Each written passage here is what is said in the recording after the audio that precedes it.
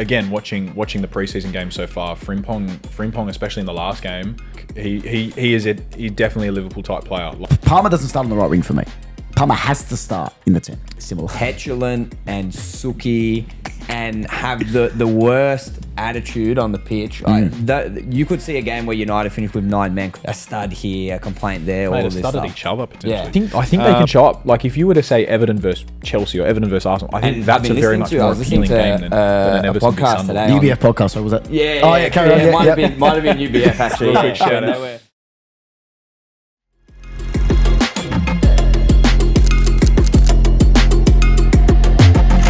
All right, ladies and gentlemen, welcome to UBF, and we've got a special 2 guests today. We haven't got myself and Abdul as per usual.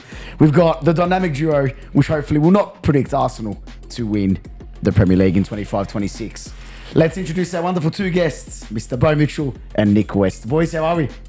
Good, mate. Thanks Good. for having us. Nick, mate, give us a bit of an intro about yourself, and obviously, how do we know each other? Well, like I was telling the boys, I'm a bad footballer, bad golfer, but a decent talker.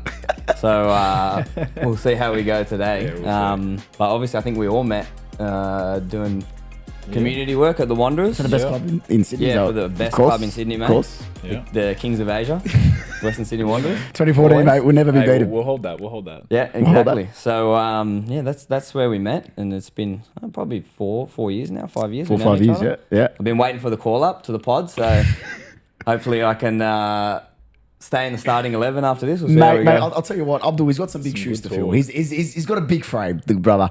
But hopefully his football opinion, they're questionable. I think I got a similar jersey to some of the jerseys he wears, actually, so a good stand-in. Listen, as long as you don't think Kai Havertz is the greatest footballer of all time, I think me and you can have a good relationship, Nick. Let's not give any spoilers away. Yeah.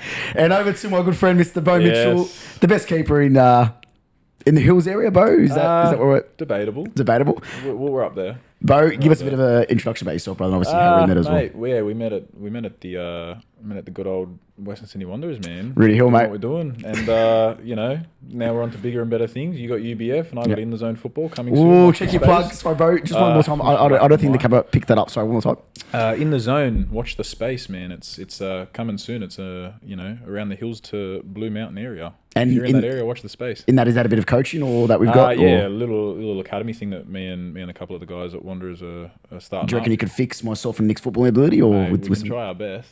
I'll tell you that much. Are we gonna- we'll always try our best. we're going to discount through UBF? Or Yeah, mates We'll rates. see, man. Mates rates. Mates we'll rates. see. We'll see. Hang on. We'll get it started first. you got to get us coming soon. The big Yeah. man did say.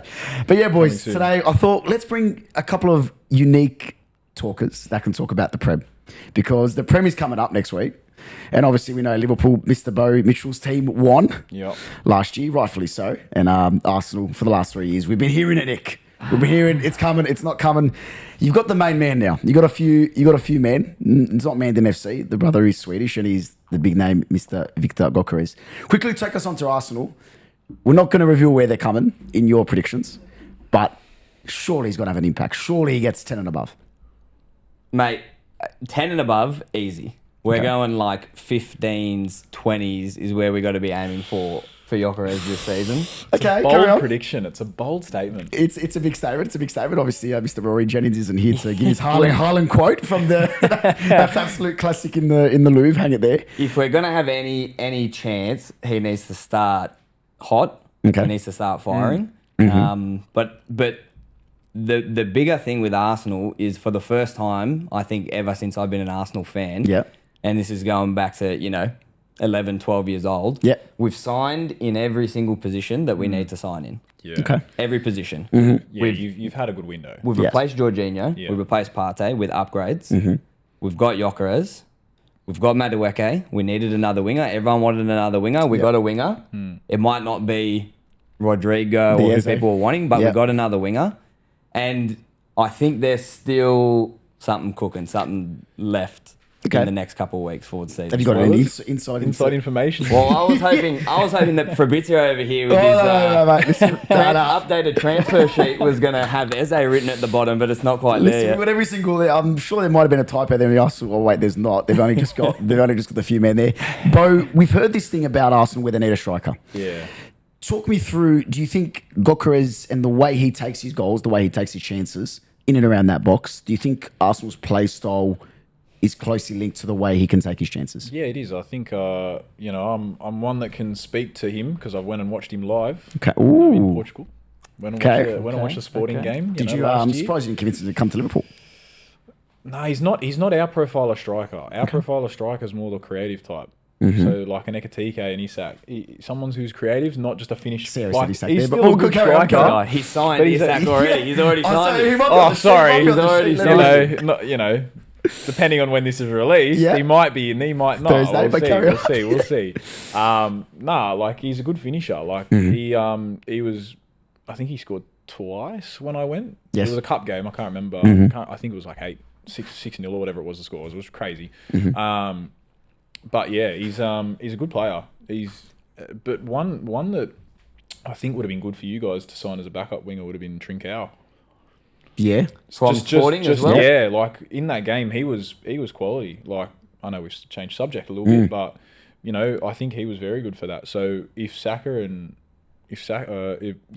Martinelli and Madueke and Declan Rice, if all these providers can provide, mate, he'll be fine. Nick, on that age thing, we've heard a lot. We've heard Sesko was also mentioned to come to Arsenal. Are you concerned by the age thing, or are you in desperate need of that Premier League? Because there was arguments for Sesko in terms of if we want that long-term project for the club, or are you on the bandwagon, likewise with my good friend Abdul Salam, where we need a trophy now, we need it now? Mate, we're not in the phase of the project that Arteta's been building where we're getting people at the beginning of the project, if you know what I mean. Yeah. There's no I see it. point going and getting Sesko and going, let's wait 2, 3, 4 years until he develops and he's what we need. We need the finished article. Okay. I hope we've got the finished article. There's the big hope Yep. part there. He's obviously coming from Portugal. Yep. Darwin Nunez came from Portugal. Yeah, well, And- let's not talk about that. Eh? Wasn't so crash hot, right? I'll tend to agree. But we needed the guy that is a bit more sharpened, a bit more mature. Yep.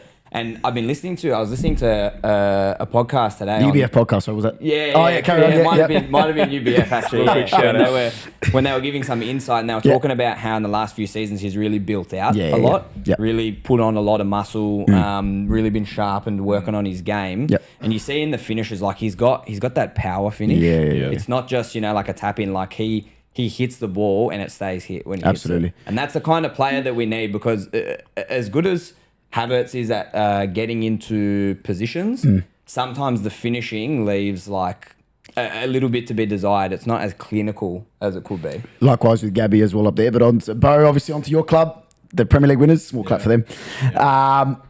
Arguably to say one of the top 3 transfer windows, I think, ever in world football. Well, who's going to beat it? Who would beat it? I think PSG from a couple of years ago are up there. That's my personal opinion. But I think there's a statement and then there is a statement. I think you guys have Yeah. made a wonderful statement where we're not here to win one Premier League every 3 or 4 years. We're here to maintain and defend our championship. Just give us a few words about, from a Liverpool fan, obviously with the passing of Diogo Jota, condolences to him and to his family. Such a sad thing to go through, but to go through there, and I think coupled with a brilliant transfer window and obviously what's happened with the passing of Diogo Jota, what are your chances this year? I mean, you can always say that we're going to go out and win the league, and every fan in the world wants to go and win the league for any club. Yourself with Chelsea and yourself Yep. with Arsenal. But I think there's more to play for this year for us. Like we've got the signings, we've got the players. Now we've got however many world class players in our ranks, and Yep. like they announced a couple of days ago with the kit having Forever 20 on it, Mm. like. That's big another impact. reason to play for something. Like Yep. you've got him on your chest for the whole season. So I think there's going to be maybe not the best start to the season. Okay. Maybe we're going to be dealing with some stuff, Yep. but man, we're going to come out firing at some point, and it's going to be scary for the Prem. Like we've already seen in pre-season, like there's some good combinations there. Like Wirtz and Salah are. It's a very interesting link up. So yeah, keen to see really what it's going to look like in some real competitive matches, and hopefully, fingers crossed, with the incoming signing of Isak, The incoming. we'll see how it goes. It's just world class player after world class player. So yeah, I mean, really intriguing. Carry on. Those are talking about good combinations. Was it against AC Milan? I saw there was a good combination between the keeper and the defender, and he's lost the ball on halfway, and they just dribbled it into the back of the net. 90 plus 3 in preseason when you're trying to make it entertaining for the fans is different. But yeah. That it definitely happens. Sorry, but am I missing where Pape Cissé scored a halfway goal against Arsenal and Tottenham celebrated that like it was the second biggest trophy in the whole world? Or I must have missed that one. You must have missed that one. I must have missed that game. But Nick, I want to take you to obviously the main man that we've been talking about, Florian Wirtz and Etatike as well. Two brilliant signings. One of them a bit more proven, one of them a bit more sharpened than the other. Talk to me about, obviously Liverpool have always been known for their attacking ranks, and they've had an abundance. Diaz going, unfortunately, with Diego Jota as well. But how are those two specifically going to improve and maybe make Salah even more clinical than what he was last year? It's interesting. Like Wirtz is one of those players that is one of those one of a kind guys in world football at the moment. Yep. Like there's not 3 or 4 Wirtzes out there. No. There was just one. Yep. Yeah. So all the talk about where he was going to go, and I was thinking, like a Bayern Munich, a Real Madrid. Yep. But for Liverpool to make that signing Big. off the back Statement. of winning a Premier League, it's a statement, right? Yeah. And I think they're doing what the best teams do, where you win a league and then you don't just keep that same sort of squad together for the next time. You actually add quality on top of what's already there. And maybe some of the starters, like a McAllister, a Gakpo, they probably get shifted to the bench a little bit, which they might not be happy with at the start, but it strengthens the bench. And, it's a long season with lots of competitions, and they're going to be wanting to fight in all of them. Absolutely. So they need the squad. But I think Wirtz, I'm assuming he's going to play sort of everywhere across the front line. I like think a he's gonna have 10, that free like a role. winger. I think that he's going to be able to play everywhere. Ekatike, who knows? I agree. Who knows? Yeah. For me, that's the one I'm a bit... It's one like it's always the unproven, right? Like any club who signs someone. Would you compare him to a Nunes? No, No? because he's different. Like Nunes is a finisher, whereas Ekatike is a creator. Okay. You've seen the highlight reels. I assume you have. No, I have. Well, you would have seen some of his runs. Like he's more than just the finisher. He's not like in the box tapping. Like he can put the ball in the back of the net, but he can provide for us. Like Marmoush. Yeah. Marmoush was scoring a lot of goals early in last year, and a lot of them came from Ekatike. He's played a fair bit in like a front two from what I've heard. Yes. I haven't Yeah. watched a whole Yes, lot of yes, him, but yes. I've heard people talking about him that he's played in a front two and he's more the support a lot of the time. And that might fit in if you think like, could he be like the Firmino 2.0 where he comes off the line a bit It's a good and he's shout. hitting the wingers that are good shout. higher But up. then, Nick, are we relying on Salah again to do it? At his age, are we relying really on Salah again? Is he going to have a season like last year? Age is nothing for that guy. He recovered his hairline this He season, did, yeah. right? So he's actually going backwards. I don't know. He's like got the Benjamin Button effect. But I do one thing about Salah.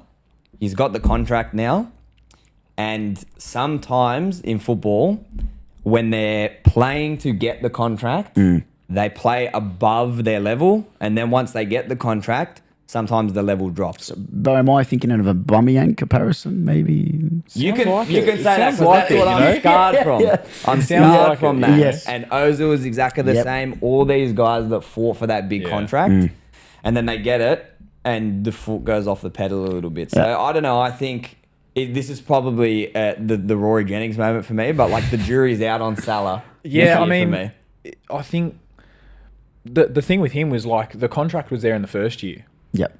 And then you have the conversation of was he there to just prove himself in the Prem because he didn't do too well with Chelsea the first time. I don't know. Like it's just whether he turns from the man to the provider and kind of paves the way for an Ekatike or. Are you going to have too many providers then? Well, Because I you can can't never have- finish if Salah's not there. you can never have too many providers. You provide for each other. Like, and I think that'll be a big thing this year. Like, with Wirtz incoming, what's the shape going to be? Are we going to stick with the same formation that we've been playing? Obviously, with Frimpong and Kirkes coming in, it's very attacking fullback. So does that mean we go to a 3-back with someone like a Gravenberch sitting back and having a bit more freedom within your midfielder? Speaking on that as well, I wanted to touch on Kirkes and Frimpong. Obviously, we know how Arne Slot likes to play. And the addition of those two, one after the other, within a week, I'm going, again, you guys are making a statement. Talk to us about Kirkes and Frimpong in particular. We saw Kirkes, what he could do with Bournemouth last year in the Prem, and Frimpong, we've been known about him for 2 years. But after Trent leaves, you go, oof, there's the big drop there. Are they going to start providing from the right? Can Frimpong deliver a ball like a Trent? Are you excited for Frimpong and Kirkes to come in? Oh, 100%. Like, again, watching the preseason game so far, Frimpong, especially in the last game, looks sharp. He looks very sharp. Yeah. Like he's definitely a Liverpool type player. Like you think of Liverpool players, fast, direct, can play the ball, can be attacking. He's all of that. Whether he's going to be taking Trent's spot or whether that's Connor Bradley, that's up for debate. That's up for the coach to make the decision on. But whether he could be a Salah replacement on the right, that's exciting. Whether Salah could go up top, if we don't pick up a number 9. Yeah, through the middle. Yeah, like we could have Frimpong out on the right, and possibilities are endless, So yeah, it can be. It's quite interesting to see. I think Bradley's come quite a way in the last 12 months, and for him to continue to be a backup would not be a slap in the face, but kind of be a little bit of a disrespect for him to go straight away back to, Liverpool wanting to sign a number 1 at the right back and not give him the opportunity. So, what's to say that Frimpong isn't in an advanced role? And Kirkes, man, what a player! He's a different level. What a player! He's a different level. He is going to be some player. Yeah, he is. Well, unbelievable. You asked Tom. Tell me, Gyökeres, will he get 10 plus? Kirkes and Frimpong combined will definitely contribute to 10 plus goals and assists. 100%. With the way that they'll play and the way they bomb up, like that Kirkes, man, he can hit a ball. Some of the goals he scored for Bournemouth last year. Yeah, he's a top player. Wicked. He's very young as well. I think he'll hit the ground running faster than Frimpong, in my opinion. Premier League proven. Correct. That's the thing. That's the thing that I'm sort of leaning on with. It's a big thing. With Kirkes. Quickly off to my club, and then we'll go to Man City, and then we'll do our exciting combined. Chelsea Club World Cup winners. I'm not going to speak too much about my club. Thank you, Mr. West. Yeah, Thank you, Mr. Mitchell. We'll give you flowers. Thank you, boys. Obviously, we know what happened in the competition, but take us to that final 3-0 PSG. Were you surprised? Because I was. I'm not going to lie with you. Yeah, I mean, they came out with a game plan and executed perfectly. Like I think watching PSG that whole tournament was scarily good. The Dembele press with Doué and Kvaratskhelia as well. Yeah.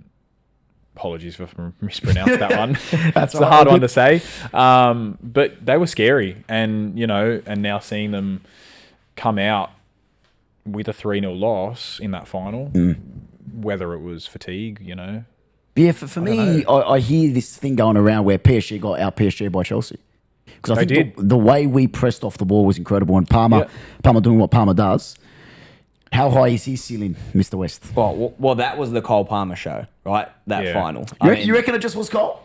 Not just Cole, but he was clearly the main man, right? Like those finishes where he just passes the ball, pinpoint into the corner. Yeah. Against Donnarumma. Right? The guy's 7 foot. Yeah. This is Donnarumma that I score saving like point blank shots in the corner against Arsenal in that semi-final. Absolutely burning me, right? And Cole Palmer is just dribbling these balls in. I don't know if they would have scored all those goals without Cole Palmer being in that team. And that was, he regained, I think, a little bit of that form, that early Cole Palmer form that he might have lost for a bit during the Prem. Yeah. But, I mean, it's difficult to put a lot of weight onto what happened at the Club World Cup because this football calendar, this football schedule is just crazy at the moment, and they're all supposed to be on the beach. So I don't know what kind of mindset they're in when they're playing these competitions. Like it was a cool competition, don't get me wrong, but I don't know how much weight you can put on it as to how they're going to do in the Premier League just because they won the Club World Cup. Beau? Well, like you said, like the calendar's ridiculous now, and like you were saying, some of them are supposed to be on the beach. João Pedro, for you guys, he was on the beach. He was on the beach 2 days before coming back, and what a performance, well, 2 performances he put in, but yeah, I think like Westy said, Cole Palmer, man, that was a Cole Palmer game. Listen, he's one of those players that we've relied on for a while, but I think now an intriguing option that we've got is we've signed this Premier League proven Ipswich striker called Liam Delat. And there we go, 2 days off Copacabana Beach, we signed João Pedro. I want your boys' opinions. Who starts and who do you think is going to have a better season? Nicholas Jackson. Yeah, you're forgetting the, That forgetting the brother should main go back to man. Villarreal tomorrow. Tomorrow. You're forgetting one player, man. Oh, you know, the most shocking thing was the rumours about him going to United for 100 million was crazy. AC Milan as well were linked, remember? Crazy talk, man. Listen, I've created more memes out of him than actual enjoyable moments. The 4 goals against Tottenham, listen, that skewed people's opinions because of Andrew's high press. Two red cards. Is, Yeah, that was a crazy game. Yeah, And the highest line that was we've a ever fun one seen. to watch. I can't lie. But that front two, I think Pedro was so good in that Club World Cup final.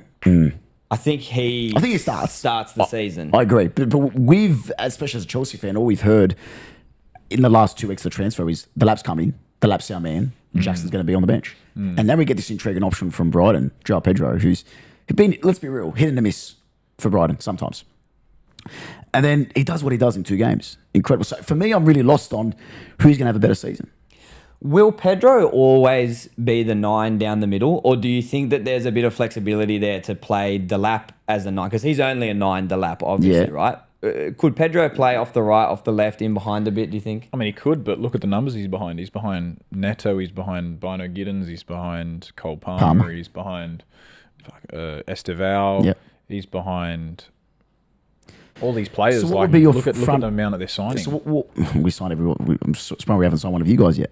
But what is your front 4 for Chelsea? Because for me, it goes Gittins, Neto, Palmer, Pedro. For me, Pedro starts. Because if you look at Beau, who we've signed, and we've got on this lovely list that I believe you prepared, Nick, every single detail was there. Yeah, Fabrizio. Like, you got Gittins, Pedro's in. For me, I don't see a way Delap signs. I don't see him starting for a long time, and that could be a hot take, but I think I don't because João Pedro is that world class striker that the top clubs need, and some people might not agree with him being a world class striker, but I think those performances putting in the Club World Cup, like he is a world class striker, and you got to respect it at the end of the day, like.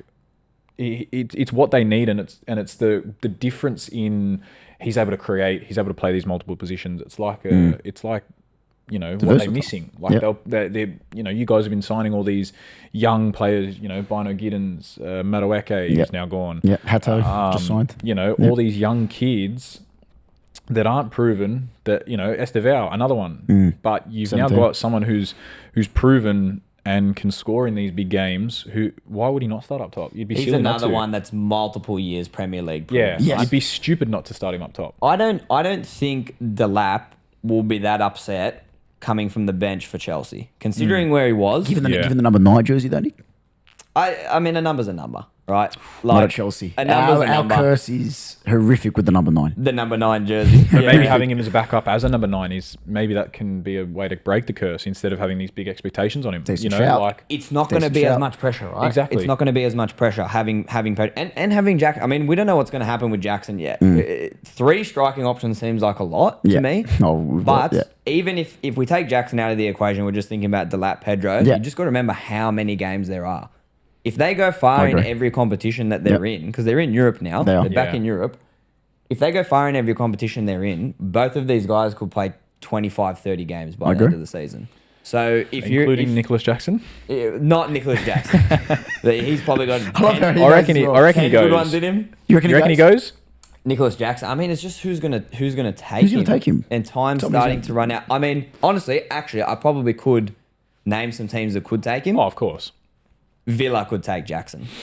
Villa could do yeah. it. The amount of people they have lost off loan, Asensio, Rashford, he's gone to Barca, Disasi, mate, they have lost And a didn't lot. Emery used to coach Jackson Villarreal? at Villarreal? I think It's maybe a great maybe, shout. And I think that's when he was actually quite the gun. Can you see him on the wing, Jackson? I think it's transfer because I think his best ability is running with the ball. I think personally for me. But you can't take players on. I don't think Mate, he's a he Premier can't League do- winger. I'm saying running with the ball, literally, feed him into the channel and just go. Like, I know we're talking about Premier League players and we're fucking shit at football, but Yeah.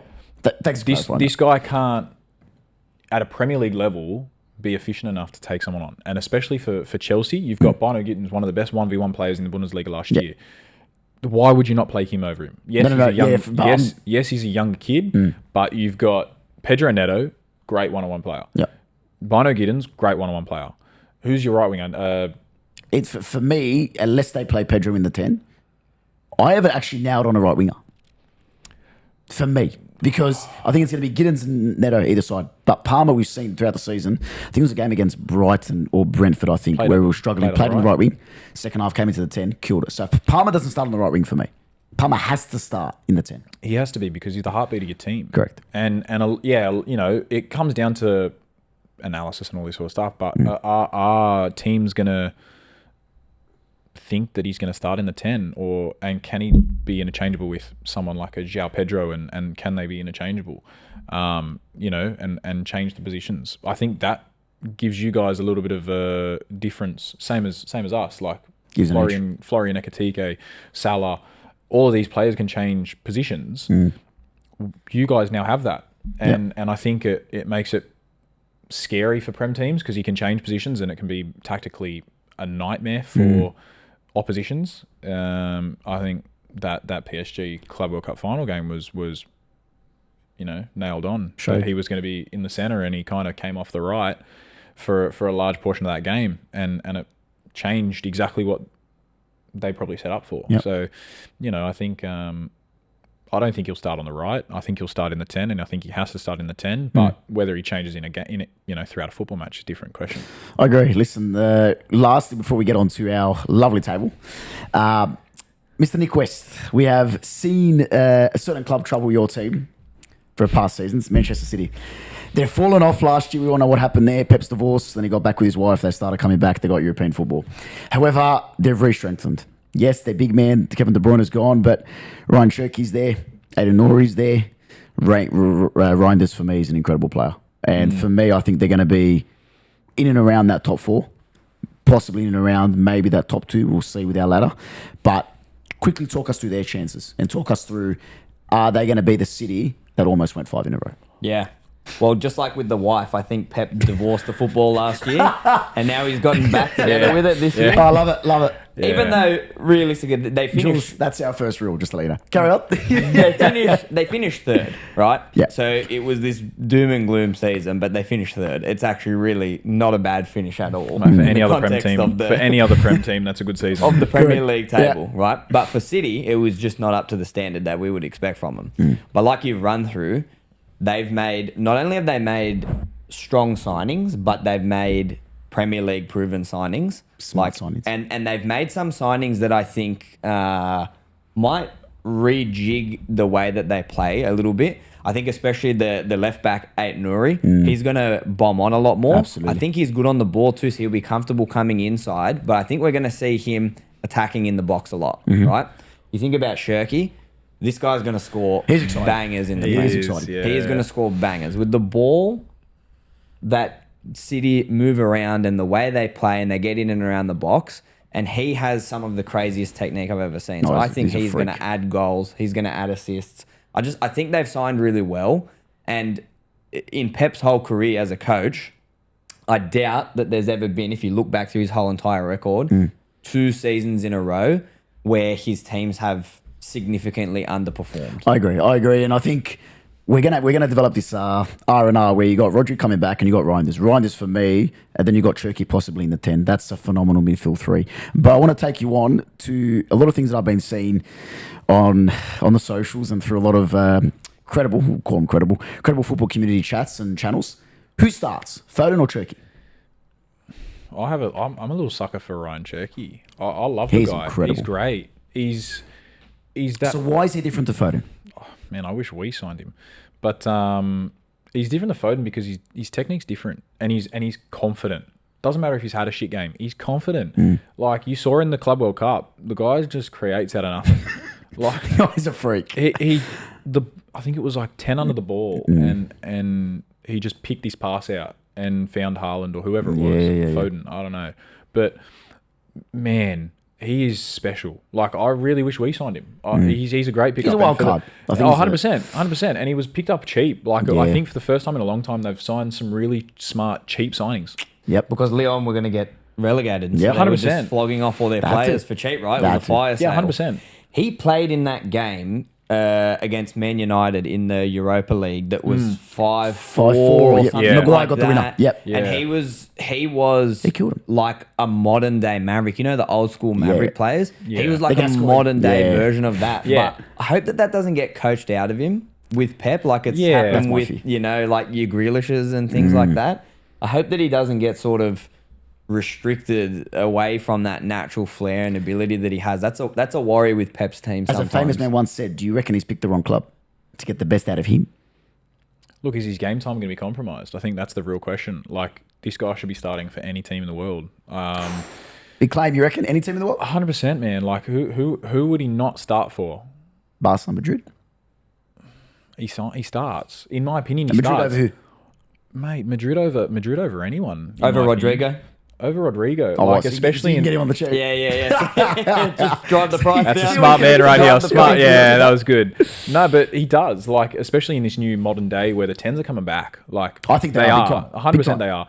And there was a long time where they weren't. And I think he's coming back at a good time because 10s are a big thing nowadays again. Like, I think he starts for any team. Like, and that's a big claim. But I think technically he's such a good player that in, 2-3 years, you can look back at some of the claims that have come out in the last six weeks and just be like, yeah, this guy's a baller. Like, I'll channel my inner Mikel Arteta here too. Tell us. You got to remember, there's starters and then there's the impact players. Yeah. Like Okay. they're not benchies anymore. They're impact players, Yeah, I particularly agree. with the 5 subs. And next year it's probably going to be 6 subs. No, and so then there's they'll always go more. to 11 eventually. Yeah. You can just sub the whole team. Yeah. But with the amount of subs that you have now, and again, I keep and saying the amount of games. all the football that they play, like if him and Foden are interchangeable, you can't God forbid ask, Grealish as well. Yeah, Yeah. You can't ask for a much better interchange between these guys, and they should all be able to keep it pretty competitive between one another. And I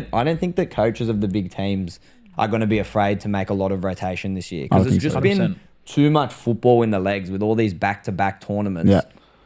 I mean, look at all the injuries that have come up in the last 12 months. Like, Yep. it's crazy. Big and, ones as And well. today, like Madison going down pre-season, like that's huge for That's a big Tottenham. loss for them. That Massive. is huge Yep. because who's going to replace him? Like, yes, they've got Kudus, but is he really going to be that same number 10 that Tottenham need? I don't think so. don't think so. Probably not. He's going to be on the wing. Yeah, like I don't like, and it's a massive thing nowadays. Like like we were saying before, like some teams need 2 starters. Like you need Yep. 2 starters in every position because of the amount of You football guys got play. 3, to be honest. Like, yeah, true. Especially Yeah. in the You need attacking 2 line. at least. At least. At least. Because you That's- lose one, you only got one left. Exactly. Like, but you'd need depth more than ever nowadays. Massively. And that's why we're seeing so many clubs like with this lovely sheet. Mm. A lot of ins and very little outs. Like Very. we've got.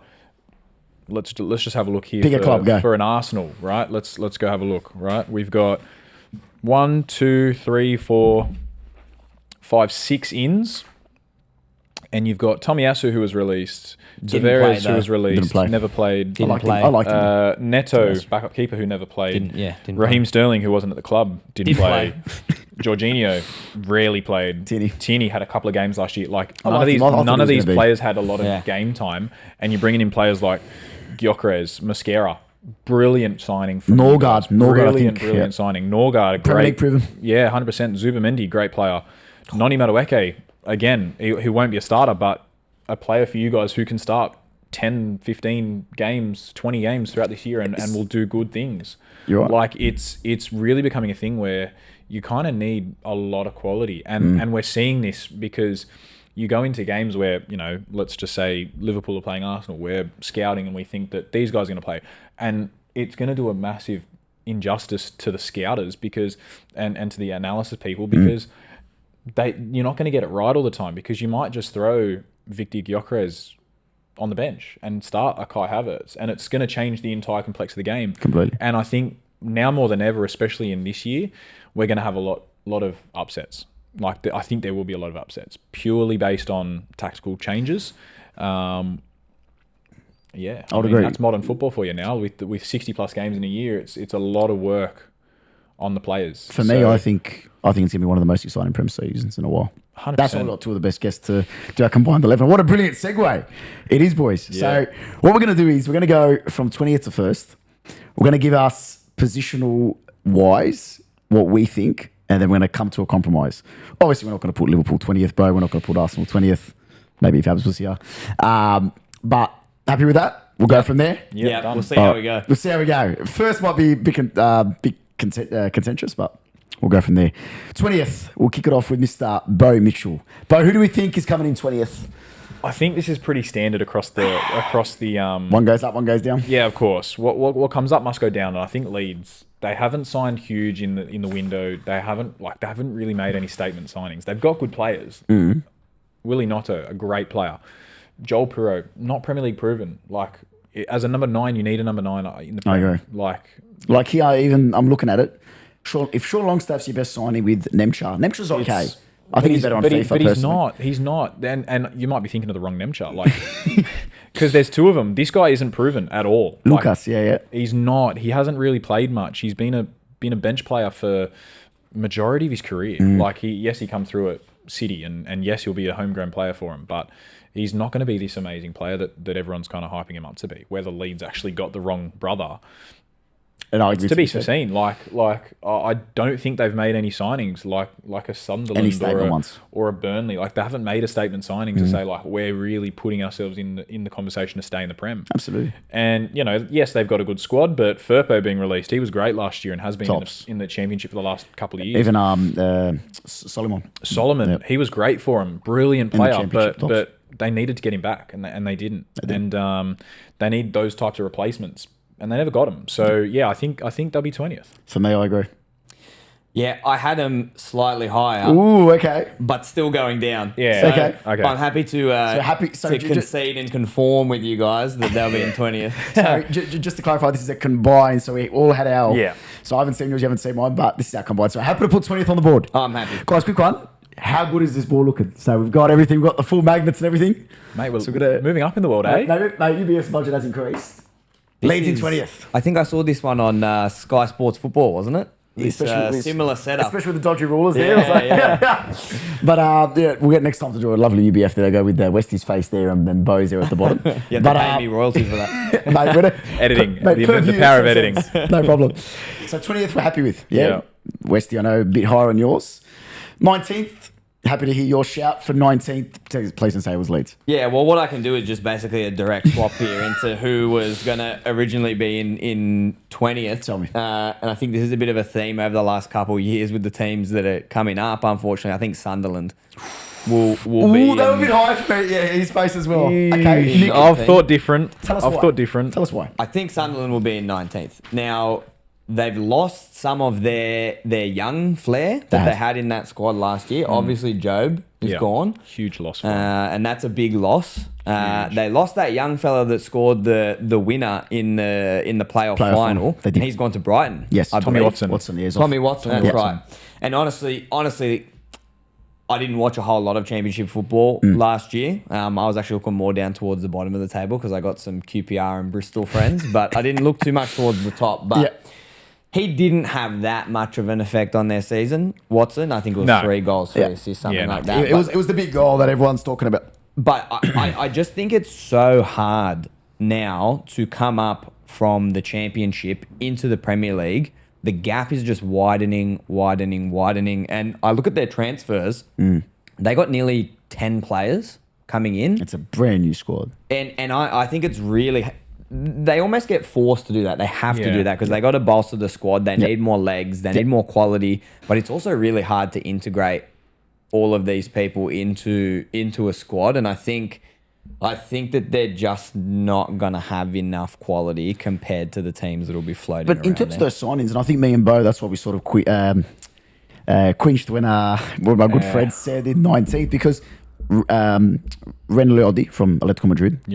Adingra from Brighton killed it last year, and Granit Xhaka, let's not forget, former Bundesliga winner. Yeah, 100%. Crucial to the side by Leverkusen. Look, I've gone a bit of a different way with my ladder. I've looked at what I think could happen throughout the season as well. Okay, but were they getting relegated though? Can I ask in yours? I don't have them relegated. Me either. I don't because I think they're.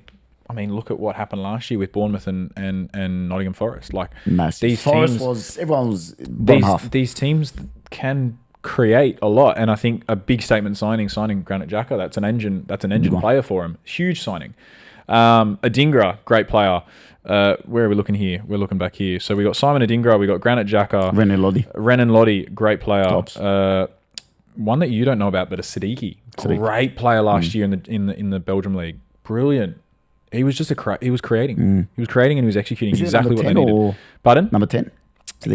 More of a winger, but he can. Enzo Lafay. Yes, he come halfway through last year. Serie A, great player, was at Roma.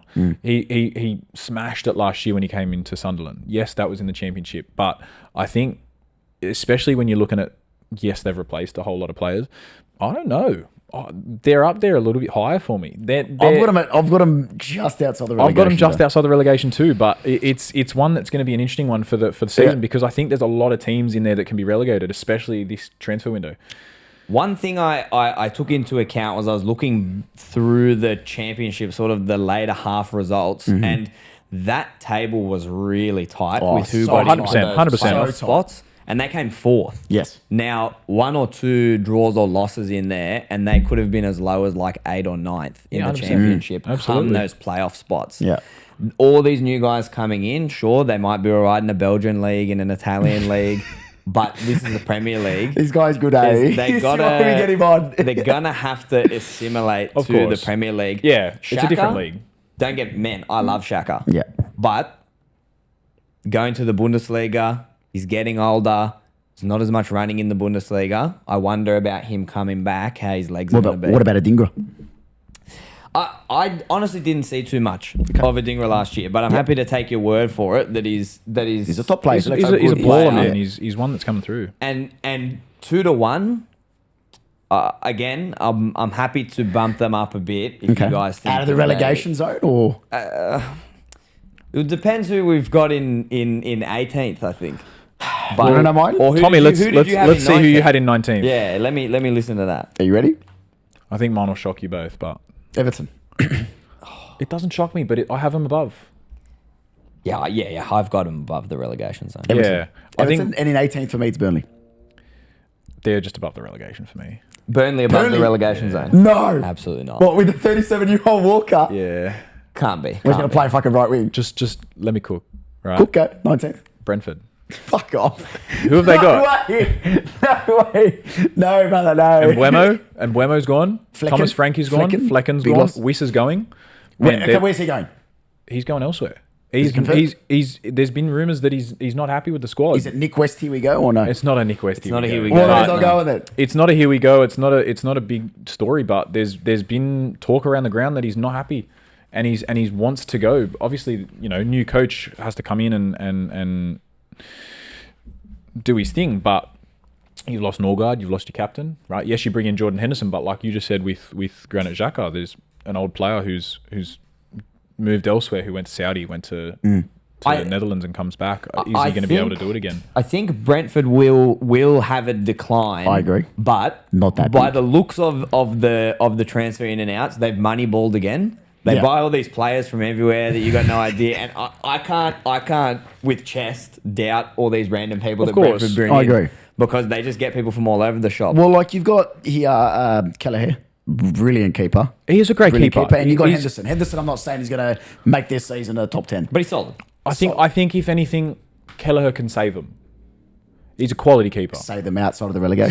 Save them and put them outside the relegation. Like, I'm happy to put them higher, but for me, I'm a bold guy, right? So I love making a bold prediction. Okay, well then, and Brentford 19 for me. Confirm Burnley inside 18-19. Oh yeah. Or are you saying are you strongly case for Burnley? No, look, they're 17th Nick? on my list. I think we need to put Burnley 19. Burnley can be down there. Yeah. All right. Second magnet from Scott. Scott Parker. Burnley's manager. I will say Marcus Edwards. Marcus Edwards is a great Marcus Edwards is such a baller. Why he went to Brentford last year, beyond me. Twanzebe, great player. Friggin' James Trafford, yeah, that's a huge loss for him. But who are they replacing him with? Because that's another question. Well, you've got, I think, the Premier League experience. They should have kept Redmond, and they should have kept Shelby. For me, agreed. They released a lot of those experienced players, right? But are they going to be good in the Premier League? But I think off the field, they're so vital. Change room stuff. 100%. When the chips are down, I'm sure we've both been. All three of us have been in similar cases of coaching and playing. When the chips are down, fuck man, you need one of those older boys to grab it. Yeah, you need the I senior think they players. should have kept him. Yeah, look, I think maybe they released him because Kyle Walker can be that player for him. Yeah. Maybe, but I'm surprised I he hasn't made think captain by the sides of. like I think two quality signings in Jaden Anthony and Marcus Edwards on the wing for him. It's like looking at Burnley, Ipswich, last year having friggin' what's his name? Oh, lost him. Young Chelsea guy, Which one? Hutchinson, oh, Amari yeah, Hutchinson, Amari, yeah. Amari Hutchinson, Yeah, yeah. Sarmiento, Delap, and then you had Ciso and then you towards the had halfway into the year as well. In CISO. yeah, and then you had guy who came from Blackburn Rovers. Can't think of his name. Don't know. Can't think of him at all. Ipswich, mate. They're down the bottom. I'm Of not course. associated with the bottom of the table. But again, I'm looking but up again, towards the top. Bibic from an Arsenal that was fan, me Bibic. last year. I put them up a little bit because of these signings that they made, and I was wrong last year. Maybe I'm going to be wrong again this year, and Burnley will go down. But they're exciting players, and they can change a game for them. And like we said, tactically, can teams like Burnley and Leeds put big teams away just tactically? But see, tactically, that's what you're saying. I'm sus on these guys at the bottom because I've seen what Farker, Leeds manager. Yep. Yeah. Hopefully that didn't sound like a swear Yeah, word. that's Might have to right. bleep me out. You're allowed to sweat. You're allowed to sweat. I'm Carol. sus on what he can do as a manager in the Yeah. Prem. Me too. I'm sus Because on he's what. tried it with Norwich. Yeah. Scott Parker as well. tried Farker it? and Parker, Yeah. right? He's The not two great. brothers. I'm sus on what these guys can do Yeah. in the Premier League as coaches because they've tried it and it hasn't gone well for them. They Now are- maybe that experience will help them a bit, but I can't think of heaps of examples of managers that have sort of failed to keep teams up, Yeah. and then they bounce back and they are good managers. Like the old school, like your Hodgsons, Allardyces, all that. They're all gone, They mate. always keep people up, But they're always gone. They That's barely a got dying breed now. relegated. It's a dying breed. These then- guys, I don't know. But then can we go back to the conversation of who the hell is this Brentford manager? Who is he? The Brentford manager was the set piece coach at Brentford, right? Exactly. Now, I think that Brentford had I don't know if it was first or second most set piece goals. I think Arsenal might have pipped them with Arsenal, most yeah. set piece goals last Great. season. Yova. No, Great. listen. I agree. I think I've always been an admirer of Thomas Frank Ball. He's a massive lot. I think 100%. he's bigger than the Mbebo, the Brian Yeah. Mbebo saga. I think Yeah. he's bigger than that. Again, I've got a personal. I really, really do like Brentford, but for me, in my list, they're 18th. I've got them going Yeah, down. I'll have them going down too. I think I'm happy to have them in the 18th. Brentford. So you had Brentford 19. I had Brentford And 19. you I had got 18. Brentford 18. Yeah. Yours? Wow. Where were they? You? I had them dropping, but Were they 20? no lower than dropping from where they were last year, but no lower than 12th or 13th. Look, Even it's interesting. With I Wolves think and Everton in there, Brighton have lost massively. Do you think so? I think Brentford have lost like when you think to their attack last year, Wissa and Bremo, that was 90% Mbeumo. And obviously that's why he's getting his Flowers. transfer and his big praises and going to United. But Wissa was getting provided 100% of the time by I love Wissa. by Mbeumo. Yeah. And now that they're losing that, is Keenan Lewis Potter going to be that player? I don't think so. Is he? I don't think he can. I think he was playing at left wing back last year. For Yeah, him. yeah. Like Coyote, great player. I think Tops. he is brilliant on his day, and I think he'll develop into a really good player. Losing Ben Mee, another one of those changing players, especially when you're bringing in a new manager, you need players you can rely on. Absolutely. Is Jordan Henderson going to be that player? Because you lost Norgard, you lost Ben Mee. Yeah. He kind of has to be for me, and I don't know if this set piece coach. Look, Brentford have seen something in him that, He's smiling. I think he's Brentford have changed his seen something mind. in him that I don't, and I haven't. But they're going down for me, and look, that's potentially a bold statement, but let's see in 12 months. If I'm wrong, I'm happy to say I'm wrong. Westy 2-1. Oh, you get it. Yeah, look, I think it's harsh, but again, for the third time, I'm gonna be 2-1 here. And I take your points. Looking at the ins, There's not many men. maybe they haven't moneyballed as much as I originally thought. The window is still open, though. The window is still open, so- Yeah, I think if they lose Wissa, and I do think they will, if they do lose Wissa and they're they in trouble. don't recruit, They're in trouble. They're in big trouble. And I think 18th will be a real position that they could genuinely solidify Westy quite happy? early in the season. Chuck them in. Chuck him in. Chuck them in. All right. But Brentford fans, don't come at me. Beau, I think me and you have. I think we've got a bit of a similar theme going on here. Well, I'm going to be a bit of a controversial one as the mediator, and obviously the guest I think should have every right to state their case. Nick, talk to me. 17th, 17. just outside the zone. Who's not on the board? This one was easy for me because I think in 17, I think this team is 100% going down next year. But Wolves in 17th for me. I had them in 18th. I had them in 16th. I had them in 18th, so I'm happy to have them in 17th. Yeah. And again, it's look, Cunha was their be all and end all hello. last year. Yeah, he was their reason. But I think, and we'll get to this later, but man, they're going to struggle next year because who are they getting in to replace him? Like they have lost. Let's look at the notes, right? Sarabia, let's look at the notes, right? You're right. Cunha, massive. Craig Dawson, similar to a Ben Mee protege. Yeah. Adeniori, Semedo. You've Like, lost. the only thing I've seen on Instagram is a guy called Wolfie, and he's got a wolf tattoo. If that's going to get him out of 17th, I swear to God, if that's going to get him out of 17th, I have no idea. From AZ Alkmaar, right? Like, it's not going to. They've lost their identity. Like Cunha, like Brun Larsen, great player. Strand Larsen, sorry. Yeah. Great player. Don't get me wrong. He did a lot for him last year when he came in halfway through or whatever it was. Sarabia, big name, lost him. Quality, right? Cunha, lost him. Dawson, big name. The two big ones have left. Big name and left. And you know, big personality around the ground. But even before all of this, before they're losing these players, they've been on a steady decline. 100%. They've been on ever since the days when they had Ruben Neves and the Portuguese whole Portuguese army, national right? team, Yeah, they've been losing. They've been on a steady sort of decline, and they brought the new coach in last year. Yeah. And there was a slight upturn for a little bit, and then they lost it again.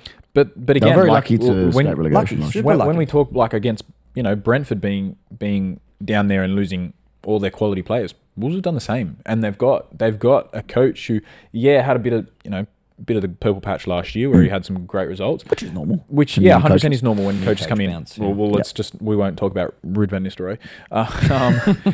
Carry on. But again, you've lost quality. You've lost Aitnuri, you've lost Semedo, you've lost Cunha, you've lost all these players who are providers for the team and the finishers for the team. Like, who's going to step up now? Like, I can't see. I don't know see. names that can step up for him. Like, there's not a lot here in the inns that are going to step up. Again, like you've said, like David Moller Wolfe or whatever his name is. Like, who is he? Yeah. I've never heard of the guy before. Yeah. So and for He's him got a coming wolf tattoo. into That's all they promoted mate, on. huge. He's going to do massive things. Then like He'll have to for get him a to come in. championship For tattoo him, maybe in a couple of years. for him to come into the sorry. for him to come into the for him to come into the Prem, he's got to prove a lot of people wrong, especially if he's going to come and change their season. I just don't see it.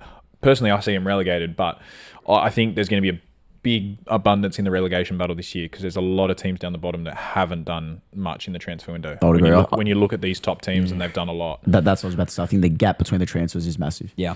So are we happy with Wolfie and his championship tattoo in 100%. 17th? Yeah, 100%, man. That's it. All right.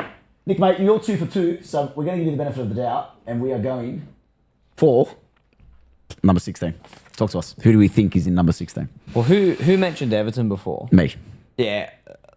I was writing some notes before this, and I wrote David Moyes upturn in Everton's form ? But I think it's still a big question mark. Look, don't get me wrong. Are we missing a team here that we've spoken about and that we think that we've put on the board? Sunderland. Is 16th their place? It's a good call. That's where I have them on my call. ladder.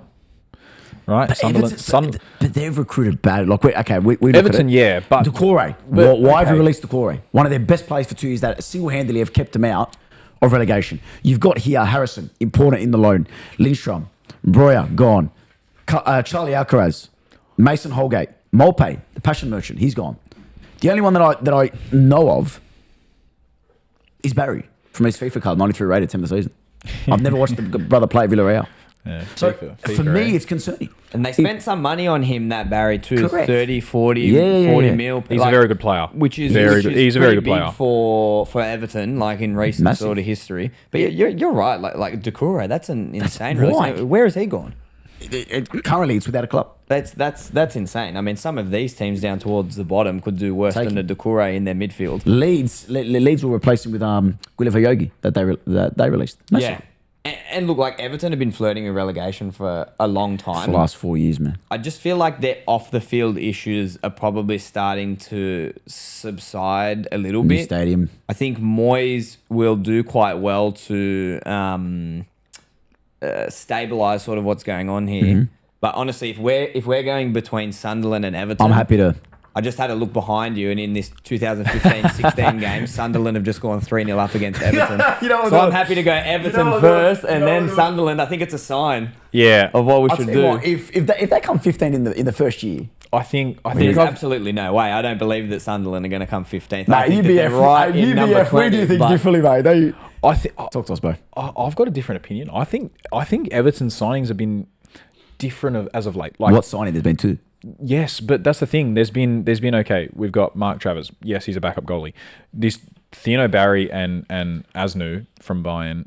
They're young players. They're not a part of the mold that they usually sign. They usually sign these 30-year-olds, 40-year-olds, 30-plus-year-olds, late 20s that are in their experienced part of their career. Is it a sign that Everton are going to start investing in the youth and are going to start trusting the youth, because they kind of have some exciting players. NDI. I mispronounced his name. And he's a very exciting player last year. He was very good. Yeah. Their midfield is semi-quality. Like, surprised with the core. I am shocked at that. I am very shocked at that, because I didn't know that one. But they've got some good players. Like, you were talking about tactics before. I think rather than the players, the manager is gonna help Everton survive massively. I think the manager will help Everton survive. Moyes is a very underrated manager. He's proven. So are we happy with Everton lower, Sunderland higher, or where are we going? I had Everton a lot higher on my list.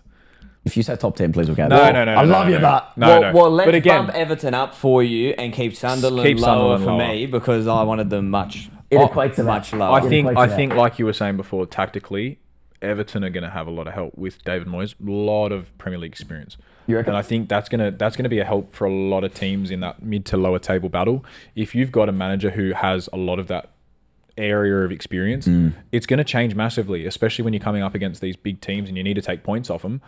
Who's to say Everton don't knock off? Like, when you go to the Merseyside derby, there's been some close results as of late. Yes, we, have been able to pip them, but you're predicting an Everton No, I'm not. derby. No, I'm Is that not. what I'm hearing? No. Better than before. Not at all, but I think they can show up. Like, if you were to say Everton versus Chelsea or Everton versus Arsenal, I think that's a very much more appealing game than an Everton v Sunderland.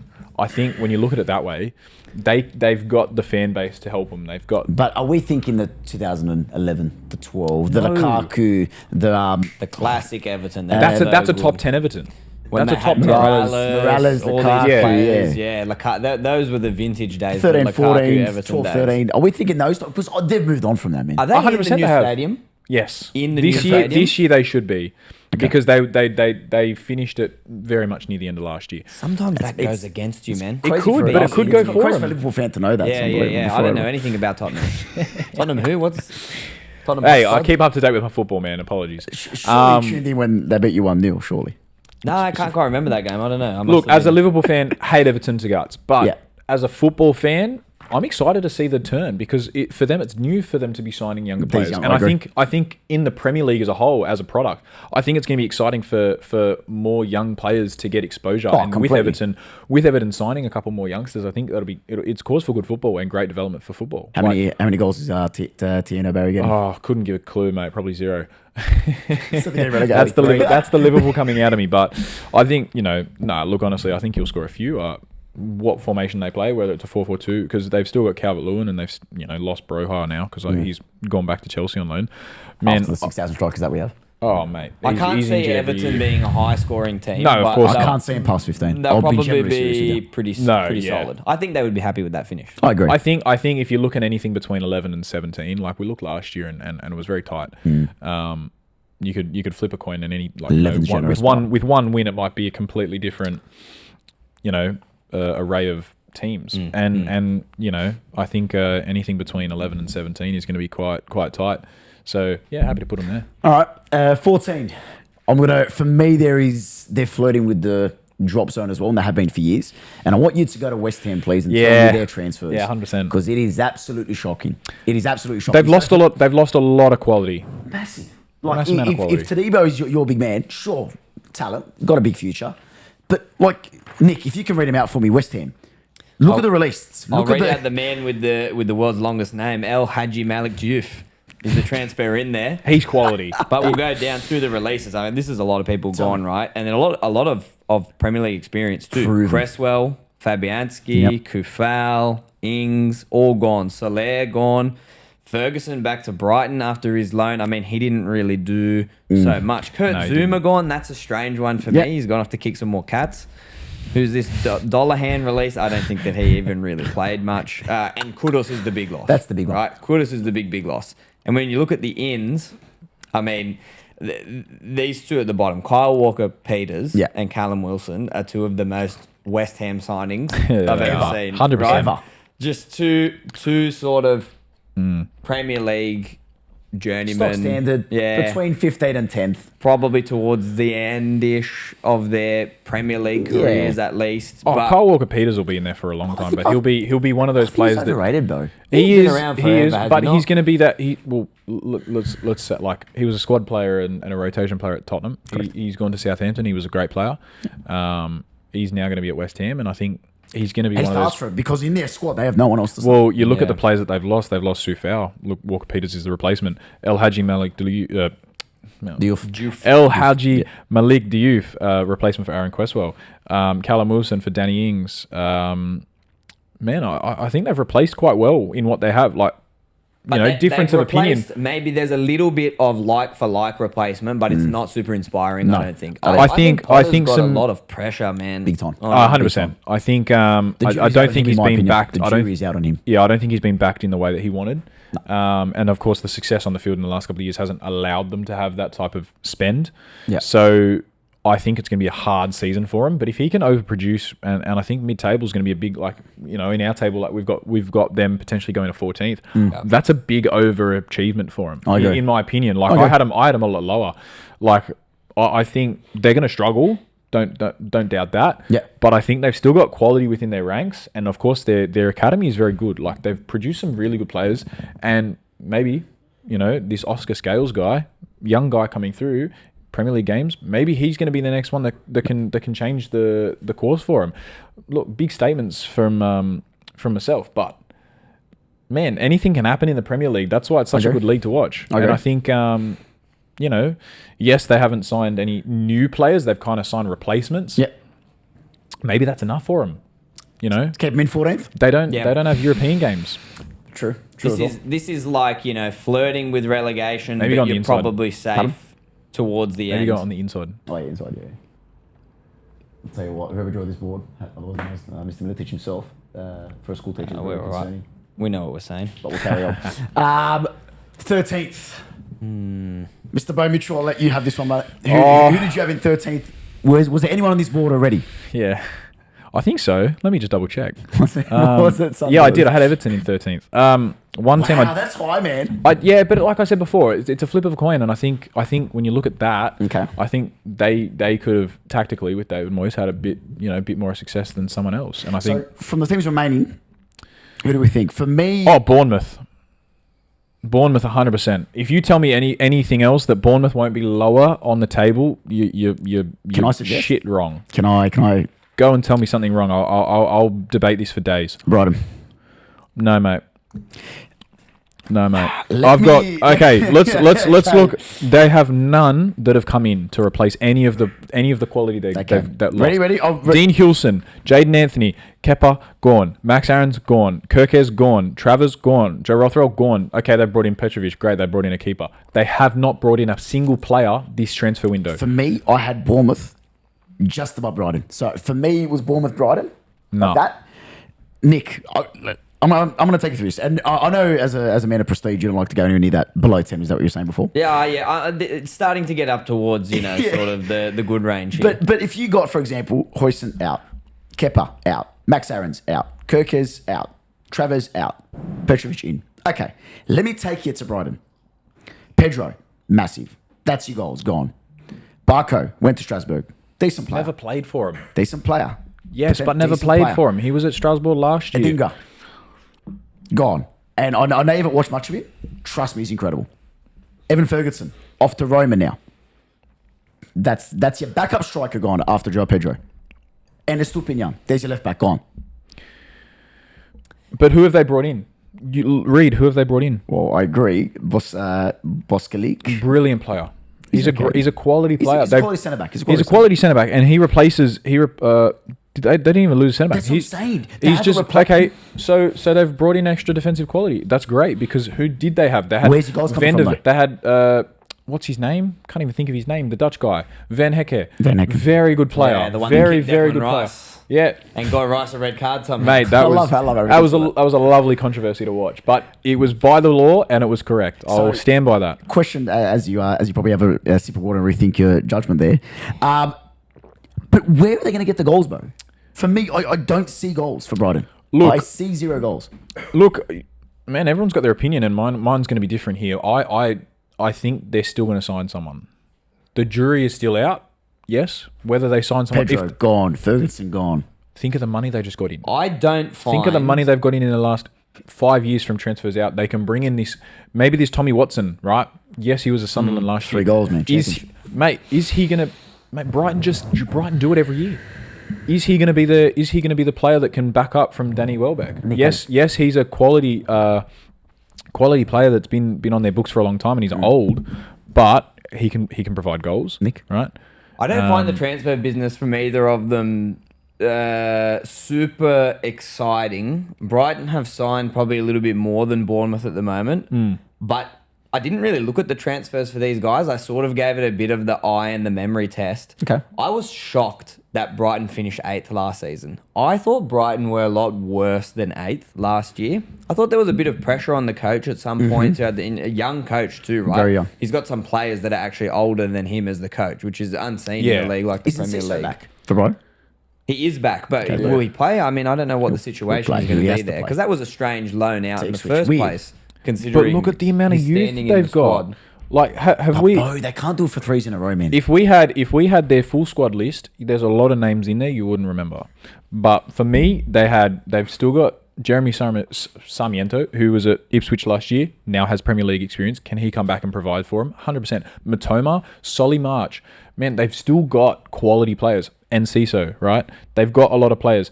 Ayari from Malmo, wherever he came from, Swedish guy, very good. You've got Baleba. You've got these quality players, right? Baleba's good. Yes, they might not have this amazing number 9 because they lost João Pedro. They're still And your backup. But Tommy Watson can be their backup. He's going to have to start now. No, because they've got Welbeck to start. You can play one striker. Play Can't 4-2-3-1. rely on him, man, again. I You think can't that there's count on him, something but- that we're not really considering with Bournemouth. When you look at their outs, there's only let's say 3 big outs, right? Yeah.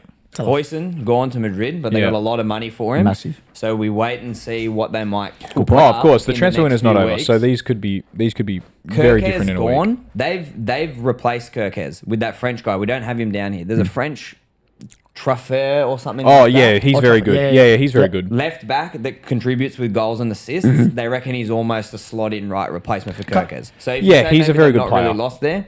Petrovic comes in for Kepa, who Kepa actually had a really good season for Bournemouth last year. 100%. And the biggest thing for me, I think Bournemouth's coach is league above Brighton's coach. The Spanish bloke, Iraola, right? The style of play that Bournemouth played last year was like 100 mile an hour, high octane in that tiny little stadium that they have where it's all sort of the pressure's on top of you, Yeah. right? I think that Bournemouth, personally as an Arsenal fan, when we went to Bournemouth, I was a lot more worried than when we went to Brighton. Bournemouth worried me. So I actually had Bournemouth much higher, but if we were going to go between those two, For me, it's 12 and 13, them two. I would go Brighton, Bournemouth. That's Can what I would. I go on a crazy shout here? You can? Bournemouth is 7th on my list. So I love- why are you I'm arguing deluded. against Bournemouth then? I'm not arguing against. No, Bournemouth. he's Bournemouth- arguing Brighton. I'm arguing against Brighton. Brighton are going to be higher. Bournemouth are going to be Can I ask lower. you a question? Yeah. Brighton are going to be higher than 7. Who do you have in 7th? No, Brighton are going to be 7th for This me. guy's good. I have Bournemouth in 7th. No, serious. Bournemouth in 7th. That's crazy. Wow, in 7th, you think? There's a little bit left to Okay, cook in this okay. little middle section here. Okay, so let's look at this table. Yeah, correct. Go. All right, let's look at the table on who we have. 13th. Right, so Go. we've got Who finished on the table for me. This- I've got Bournemouth, right, but And you not got not very far above them. I have Crystal Palace. Crystal Palace 12th, man, but that's their position. I've got, That's We their might position. need to do something here to bump both Brighton and Bournemouth up a bit because I think maybe we're being a little bit You can't say Forest. not Forest. Let's talk about Palace Fulham. and let's talk about Fulham. Fulham have made zero signings. Zero signings. Zero signings. For me, But they've got a good squad. It went Brighton, Bournemouth, Fulham. That's for me. You got 13th, 12th, 11th. Look, I'll sit here and say I think Fulham have a good squad though. Fulham have a very good squad. They do have And a good squad. I think I don't disagree. a very underrated they've lost. player for them was Iwobi. Alex. He was their big player, but is he was gonna have underrated by a another lot. season like that. But I he's don't know. But he was always like he doesn't have to do amazing things every year. They've He can just be their creator. He They've can got be their something he can to be their good unlock player. too, right? I don't think they quite unlocked him yet, Smith Yeah. Rowe. If Smith 100%. Rowe could go have a Massive. gun season for They've got a Fulham, lot that of would really be good players huge. on their books. And I heard Reece Nelson might be on the way from Arsenal to Fulham. He was on loan there last year, but he was injured the whole season. Yeah. Yes. If a fit Reece Nelson was actually playing for Fulham, Game changer. that would be a gun. If it was Iwobi, Nelson, Smith Rowe, that would be a gun team. Okay. But I don't know if these players are going to be. So in 13th, Unlocked. I'm hearing Crystal Palace, Brighton, Bournemouth, Fulham, Brighton. I'd actually be really happy to put Palace in 13th. I'll quickly say why. Beau? Oh, sorry, go. I'll quickly say why. Yeah. They got Europe this year, right? They haven't signed super strongly. No. Okay. And Here we let's fingers crossed. go. I knew it was coming. Fingers crossed they're going to lose Eze. their main man Yeah. Eze to Arsenal. Okay, yeah, we can do it in hindsight. Hindsight, they lose Eze. Yeah, 100% they go 13th. Palace 13th. Palace 13th? Yeah. But again, And then it's got to be Fulham, I reckon. are we Tell me also it's gonna be listening? Fulham. Are we also listening to rumors, the stuff that's unconfirmed? We Because are, but because that's we what we're are. going off with Crystal Palace. So if we're looking at unconfirmed, centre back for the other centre back for Bournemouth is Zban, whatever he's like, the Ukrainian guy. Yep. He's gone to PSG. I think he will. Right, he'll either go PSG or he go to Tottenham. It's been the big rumor for the whole transfer window for them Yep. that they're going to lose both of them. And who else are they going to lose? Right, there was one other, I can't think of it off the top of my head, but another one. So you're really barracking for Bournemouth to Oh, drop look, down here, right? look, I'm talking hindsight. Fucking Whether I'm finding seven. Bournemouth are able to replace them, we've still got a week of the transfer or however long. How long have we got? We got a month. A week, September, I think it is. Yeah, so we got a month, going up right? for So the- we got a yeah. month, right? It We was a got long time. I think I said a week before, but we got a month left of the transfer window. We could see a huge coup from Bournemouth within the next month because they've now got the money for it. They've got to spend it. I think from what we say today and what happens September 1st can potentially change, and I think Massively. it will. But at the moment, I don't see Bournemouth obviously haven't replaced many players. For me, they sit no higher than 11th, nothing more than 11th. Nick? I think also because they've now got Europe, because they got Europe, right? Or is that Bournemouth, no. I don't think so. Bournemouth, that's no. a horrible take from my Bournemouth, point of I view. don't think so. No. Okay. Crystal Palace confirmed. Crystal Palace got yeah. But are they? Sorry, are yeah. they Where did Europa Bournemouth League finish? 7th? 8th? I thought they were a lot higher. Decently high. From what It I wasn't remember. it wasn't too high. Forest got. I was probably drunk from conference. the Liverpool Forest got celebrations. conference. Forest got Europa League Forest got Europa League. Europa League. because Yeah. they took Crystal it off Palace Crystal got- Palace. Yeah. Crystal Palace. I don't think Bournemouth have Europe. So we happy with Bournemouth in 12th? That's a horrible I shout for think me. Fulham, I worded that out though. Yeah. Bournemouth. Fulham, Bournemouth. I think. Bo? Can we agree on I that? think the Yeah, coach- we can go with for me, that. Yeah, the let's coach go. is Let's the go big thing Bournemouth. for me at Let's Bournemouth. let's go Fulham Bournemouth. Yeah. Nick, as I'm putting these magnets on the board and I'm rearranging this to make it look pretty, carry on. Fine. So you think Fulham, then Bournemouth? I think Why? Fulham, then Bournemouth. I think the coach is the main difference for me. I think that Iraola at Bournemouth is one of those coaches. He's a great coach. After a couple I'll give him that. seasons that could step up and coach at a little bit of a bigger club. Maybe not so much like a top 6 club, but I think he's a coach that could step up and go to, a club with a little bit more money, like a Villa or something. If Emery moved on, I could see him going to a Villa or a Newcastle or something like that. And he clearly is a good coach. Carry on. Sorry, my apologies. I'll butt in here. Aston Villa. Yeah, for me. Aston Villa are next. For me, they're like 10th. because I actually have 10th on mine. let's go back and have a look at their on Villa their paper. 10th. No. Because Look at it. Look at it. let's have a look. Right. So are we still not putting Brighton on the board? Because for me, Brighton were 13th. Are we still not putting Brighton on the board? I don't. think Brighton need to go 10th. Mate, I still think they've got so much quality within their squad, and I'm happy to put them there, but and I'll happy to sit back in 12 months ago. Stuff used, right? But Villa have lost. Villa have lost Asensio and Rashford. They're two huge players, And Disasi, right? I agree. Right, and Disasi, yeah, okay, cool. But Disasi play as much as he was an impact, like as much as he Coutinho gone impacted out. for him. Olsen as well. Coutinho never played for him, hasn't for years, right? Villa lost Rob Olsen, cool. That's fine. They got Joe Gauci, right? Up the Aussies. Up the Aussie, right? But they also brought in, and I don't think you had it on there, they brought in the guy from Brest, the goalkeeper from Brest, Bizot. Oh, Bizot, Right? yeah. So he's now their backup, Okay. right? So yeah, they've replaced well, but they haven't. I genuinely think Watkins will go because whether it's to Newcastle or to United, they need that number 9. He's taking on the Isak thing, isn't he? But they can't afford for Watkins to go. When you look at this, They 100%. they can't afford for Watkins They to can't go. afford for him to go, but they need the money. Because don't forget they're in FFP. They're very much struggling with finances. So whether that's that their need in terms of the financial situation, What's our order here, boys? Are we going Villa, Brighton, Brighton, Villa? I think Brighton have too much quality. Like look at their backline. Their backline is a very good backline. If you were to look at the Bournemouth backline right now, or who are we debating against? Villa, Brighton. Villa and Brighton. Villa's backline. What's the Villa backline? Because Emi Martinez isn't going to stay. I'm pretty sure he said he's going. Yeah. But if he was going, he would be gone already, surely. I don't think so because he can go. Where is he going to go? Who? Hey, are like his we've been suitors? saying, there's a month left. But where is he going to go? Who's gonna Who start? needs Who's a gonna- keeper? United. No. That's a step down. I agree, but Actually, yeah. Let's talk about this for a second. I mean, like, are United really higher than Villa? For me, I yeah. think For me, yeah. For me, the Mbebo signing put him over them. I think there's going to be one thing that's going to change United around this season, and I think if they can get rid of all their players that they call the Eriksen's gone. Evans is the gone. bomb squad, whatever it is, it's the Yeah. Alanga, the Garnacho. Yeah. The negative ones. The negative ones, squad. right? Yeah, If they're yeah. gone and they're out of there before the start of the season, I think they can do well. But if they're not, I still think they'll be there, and I still think, yes, they'll probably get games, whether Ten Hag wants to play them or not, because we're looking like, it looks like far out, man. I'm thinking 3 years ago. Amorim. Yeah. Right? Well, look what happened last year with the Chelsea situation with Chalobah. Chalobah was completely out of the squad. Went on loan for Crystal Palace for 6 months. Comes back and he was starting for him in the Club World Cup final. Good. Like he was completely out of their project. Whether Garnacho can go, whether he wants to go, because I know he wants to go to Chelsea. Whether he goes or not, whether Anthony goes, whether Sancho goes, there's a lot of players on their books, and it's a lot of money that they're not able to spend elsewhere, which they need to. Right? I think United are going to have a lot of movement in the next month. I For think me, so. they're 8th. But okay, I had 'em as we well could in probably figure out the next 3 pretty comfortably then. So it's 1, 2, 3. I think you just tell me where. I think Okay. it has to be Brighton, Villa, United. I'm going to do the same reason I've done for a couple of these. Again, Villa, Unai Emery. Okay. So one second. Good coach. So United 8th. Is that correct? Vote. Yeah, let's do I'm that. comfortable with United 8th.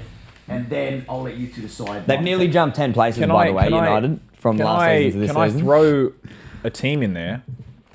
You can't because Brighton are not going any higher. But there's Brighton way are not going any higher. I love you, but no, it's not happening. There's no Newcastle way. United.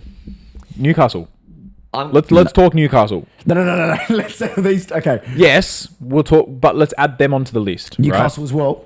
If you think Newcastle are going to finish higher than United, I think you're drunk. Okay. I Let's have a chat at Newcastle. Nick, so I'll run you through Newcastle signings. Because again, we're talking. We can talk hypothetical. We can talk Okay. what's right here, right now. ready? Isak will be leaving, whether it's Liverpool, whether it's someone else. He has said he does not want to play there. So who are they going to be able to replace? If they can get Sesko, I think that's a great pickup. But look, Alanga, I don't see him as this huge player, right? Ramsdale. It killed it for Forest, Alanga. Is Ramsdale going to be the big replacement for Nick Pope that they need? No, right? They wanted James They wanted James Trafford, right? But there's a reason that this guy has been relegated in the Premier League so many times, right? true. He's been relegated 3 or 4 times now from the Premier League, and it's because he doesn't change. He's not a team-changing goalkeeper. If he was, I think he's peaked. I think he's peaked. 100%. He moved to Arsenal and he was there for a very short time because he got found out. Right? But he was the Premier League goalkeeper of the season when he was at Arsenal. In that year. That one game year before Raya came in. He was the Premier League So do we goalkeeper call of him the a season. one-season wonder? I think that he's been... Don't get me wrong. I think he's a very, very good keeper. But I think I don't think he's a top 4 keeper. No way, man. Not In a the top Prem, 4 keeper, but we're not up there, right? We're not looking at. I think he's very much a showboater, and he makes himself look very good for the Camera cameras. saves. Yeah, 100%. Yeah, I would agree. Yeah, he does have a camera save in him, but I also think that he's just played for a lot of teams where he faces a lot of shots and Fuck, at Southampton he was facing one. So every why- I mean, that was kamikaze football in the of box, course it right? was. The So way why that hasn't they would he- give the ball away? Yeah. So why hasn't he had big save percentages? Why hasn't he had the most saves in the Prem last year? When you face 30 a game, Why hasn't he had? Why I'd have why to look didn't he at have? the stats. I'd be 'Cause shocked if he wasn't up there with the. With I think the he was saves up per game. with that. I think he was up there for saves per game, but I don't think he had the number. Like, I don't think he had most saves. I think that was actually Flecken. But they were giving the ball away inside the penalty area, sometimes on the penalty spot. 6-yard box. Yeah, they were giving the ball away. Like Exactly. it's- If they're doing you that 10 can't- times a game, maybe he can save a couple of them. Yeah, but you can't. but Blame other him teams. for what's No, happened of course there. you can't blame him. Newcastle's big thing, right? I mean, the biggest thing is the bombshell that Isak drops. Yeah, of course. I'll be honest, right? I don't think he goes. And that I don't disagree because this is the biggest thing. What crazy timing is this from Isak to put in a transfer request after the two biggest teams in the Prem at the moment, Liverpool and Arsenal, Yeah. both desperate for strikers. Yeah. It was so public how desperate for strikers they were. Yeah. And he waits until it seemed like the day after they'd both signed a striker to put a transfer The request. only- let's- Agreed. Bo. Which top 6 team in the Prem is going to sign him besides United? Tell me, which top 6 team in the Prem is going to sign him besides United? Liverpool. Can Because you afford please, no. yeah. How? How? This is FFP, the mate, this is you the ready? thing. This is the thing, right? We're What a is huge. FFP? Just whoever wants to Whoever spend wants- a lot whoever this wants year it, is yeah. allowed to. It's a lottery. I No, don't no. understand how Okay, it's so done. FFP is. I'll break it down because I actually saw something today about our history with our previous owners because it was come up on my TikTok, and FFP you can lose 105 million over 3 seasons, but for us we are commercial giants, same as United and same as all the top 6 teams, right? big So commercially we make these huge deals. Adidas 60 million. We made Champions League.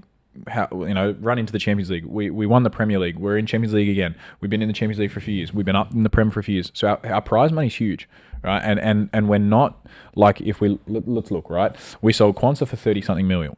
A couple of years ago, we sold friggin' Rian Brewster for like 40 million. Like Coutinho back in the day. we're able to sell a lot of players for money that we can just put together. Like Tyler Morton, I think we're about to sell him for 15 million. The guy's made It's two money Premier that goes into the guy's kitty. made Yeah. 2 Premier League appearances, 15 right? mil's crazy. And for a guy who's come through our academy, right? It's pure profit. Pure profit. Pure profit. So you look at Wirtz, right? Wirtz has been signed on a 6-year contract or 5-year contract, whatever it is, for 100 and Spreads it out. It's 20 million a year Yeah. over the 6 years contract. Yeah. So for us, we're able to make somewhere in the 500 to 700 million profit per year, right? Per annum, because of the commercial giants and the prize money and the way that we're able to perform on the field. It's going to give us the luxury to be able to do that. And again, something I saw was the owner said something about the Red Sox. He wasn't going to invest because the Yankees or whoever it was in a period of dominance, right, in the MLB.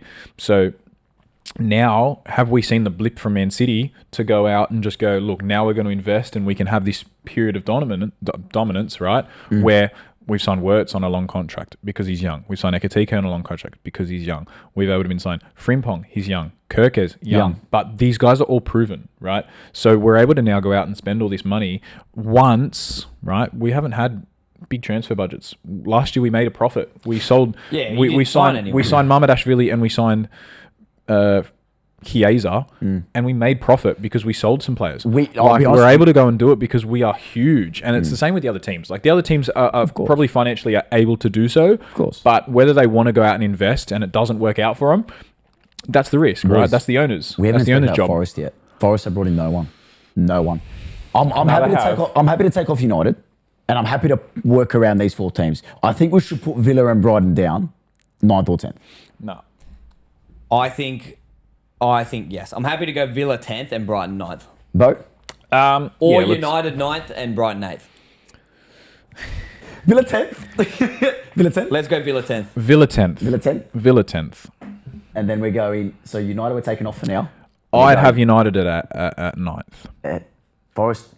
Please try and find me a Forest attacking threat next year? I think Forest, besides the transfers or anything, they're going to be like that flash in the pan. One season where Gibbs they White were really doesn't wanna be good, there. and then they're going to drop. I mean, honestly, Forest are probably a lot lower than this, but let's say the squad kicks on and the coach kicks on, and maybe Wood has another season where he chips in with a decent amount of goals. Somehow the guy always gets 10. I mean, their biggest win of the transfer window has been keeping Gibbs White doesn't wanna in be that there. Have you crazy seen? saga. Yeah, he Does looked like not he wanna was be there being anymore. held at gunpoint by the owner. But Looks like it. And the owner's a pretty scary guy, so I'd be happy with Forest in 9th. Correct. And I'll love you. I'll walk off. I'll cancel the potty. Brighton are not going higher than 8. They have to go 8. You've got to be happy with 8th. They have to Oh, go. yeah, okay, let's go. I think you've escaped with murder. I had Brighton. Nothing. Let's see in above 12 top. months, man. Let's see in 12 months. I had them But sub no, 10 I for mean, sure, but 8th is okay. So are we really going Brighton 8th or 9th? Brighton, I'm happy to put them 9th. I think they'll be up there. Forest or Brighton? I've got Forest in 5th. Forest or 9th? Are you serious? Forest. Okay, Forest are in 5th for me purely because. the guy. Okay, so they've lost. Okay, so they've lost Alanga. They've signed Ndoye. Ndoye's a quality player. I don't think anyone has actually seen the guy play. Right. I've gone back and Yeah, watched. look at his stats. I've gone back and watched a little bit of his game. Yeah. And at Bologna last year, he was a game changer. He was. It's very much the profile of player that Alanga was for them, right? He was able to just come in and have these massive moments for him, and he's this electric player. He's someone who's able to just come in and change. It's a perfect fit for him, right? Tommy Asu did come from Bologna as well, though. I'm just going to put that out there. Yes, Go. but Go Tommy to the Asu's a pod. defender, But like, okay? the beautiful streets of Bologna are very different to the cold winter's night. The greatest of all time. Agreed. Matt Turner going, I think that's going to be great. Alex for the Moreno, squad. I think, is a big one. 'Cause Alex the- Moreno, another one. he Harry was- Toffolo, another old player who's been with them for a long time. He's a another one that they've lost. Ramon Sosa, I think he was actually all right when he came off the bench a couple of times. Again, didn't do much. Palmeiras, yeah, okay, he's gone to Brazil. Go get your bag, bro. I'm telling you, Igor, there's a Igor few- Jesus. Okay, there's a reason. Okay, let's talk about this. He's going to be their number 9. No Yes. doubt about it, right? Yeah. Him and Chris Wood, maybe they go as a dual partnership. But there's a reason this guy has started for Brazil, Yeah. right? Chris Wood's going to start to drop off a bit, I think. 100%. I'd be worried with Forest about. I think their owner's going to get him in trouble, man. He looks like the type of guy, to be he's honest. He's a little bit too all over it. Like he's the Yeah. guy that's going to start coming into the change room, disrupting He already the has squad. last year. Yeah, and you've Yeah. seen him storming the pitch, all this stuff. I think he's going to get him in a bit of trouble. I agree. And they're always around points deduction, money they problems, had it- they all had of it this last year, stuff. didn't they? So who knows what's going to happen So- with Forest? Yeah, I mean, I agree. I think, he'll get him in trouble in one way or another in the next 24 months. He's a loose whether it's going to be financial because they've spent a lot of money, Mm. or whether it's going to be, there's a lot of stuff that's surrounded this guy. There's been a lot of fraud and a lot of blackmail that's followed this guy around for a couple of clubs. So yeah, I think their performances might have them higher up. Whether there's a point deduction out there coming their way, I don't know, man. Like it could be something that comes out throughout the season that dislodges the team. But I think they've got the quality of players, and I think they've actually recruited quite well for what they've lost. And I think, look, I had them in 5th. I said before, I like a bold prediction. That's it, mate. If you stick with it. But I think because who have you got in your hand? So these two teams cannot go higher than 5th. I'm going to let you know right now. Nah, man, Newcastle.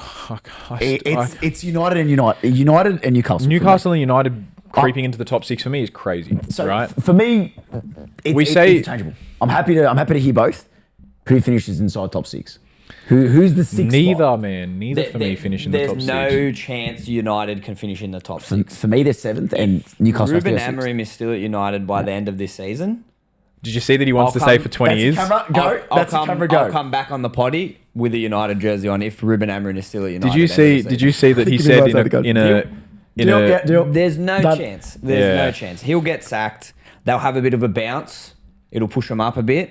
But he didn't even want to go at the time that wanna he go. went in last year because, I want to come in before and have Proper a bit more control pre-season. over my signings. And also, the guy's made barely any signings. Zero. He's not been able to get rid of all of the cancers in the squad. No. I mean, they'd be lucky to get 7th. They've not been They'd be able to get lucky rid of to the get cancers in the squad purely to the fact of they're on monster contracts. Yeah, Massive. and Ericsson's gone, though. that's obviously Evan's gone. not going to help. But those aren't the cancers. The cancers are still there. But they're dead wood, man. They're dead wood. Rashford's still somehow He's a contracted He's their boy. United He's player, their boy. He's their boy. right? Garnacho, they have to get rid of him. And I just don't think that they've brought in many super strong options. And watch this, right? Cunha and Bruno Fernandes as a partnership is either going to be the best thing you've ever seen, Or they're gonna cancel each other out. or those two guys are so Similar. petulant and sooky and have the worst attitude on the pitch. You could see a game where United finished with 9 men because both of those guys have been sent off for a stud here, a complaint there, all Made a of this stud stuff. at each other potentially. It's a good shout. It's an interesting shout. I agree with you in that stat. But So then, am I hearing United 7, Newcastle 6? I know you're not happy with it. But I'm happy to have. I'm not putting United in the top 6. There's no way that they can sustain the Get top them 6 in because so when we United looked 7. 12 months ago, we've still got Tottenham on the table, right? We do. Tottenham Yeah, last year was 17th. Let's not forget that, right? Yep. So within 12 months, we're saying that they're going to go up 12 spots. Can I tell you why? For me, they're 5th. For me, my top 4, I think anyone will be stupid to change that top 4. I know you've got some Look, crazy play, but bro, I'm going to take you through Tottenham's transfer. Oh no! Don't get me wrong. They've had a great transfer window. Get ready. For me, Fraser it's Foster, yeah. Deadwood. Reguilon, he hasn't played for 2 years. Werner, So these guys are gone. these guys are gone. Yeah. Werner's Yeah. gone. Højbjerg, he's been there for 3-4 years. Deadwood. Yep. Denzo, you were saying top signing. Matthias Tell, top signing, did wonders in the Europa League. Who's going to Kudos. start talking about Viscovic here? Kudos. For me, he's the top 3 signing of the Premier League overall in the whole. 100%. For me. And then you bring in Paulinho today. And on top of that, my boy Luka Višković, but we can get onto that. That's a whole different topic. But He's not going to play. thank you. You might not come on the podcast again. Joking.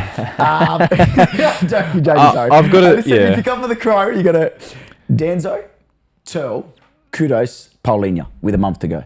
You're telling me that's not top 5? You know what? With Thomas Frank Ball. Yeah, you know what those signings Son have done leaving. for Spurs, right? Son leaving, huge attack Madison player possibly for him. injury. I agree. Madison injury, you know. Yeah.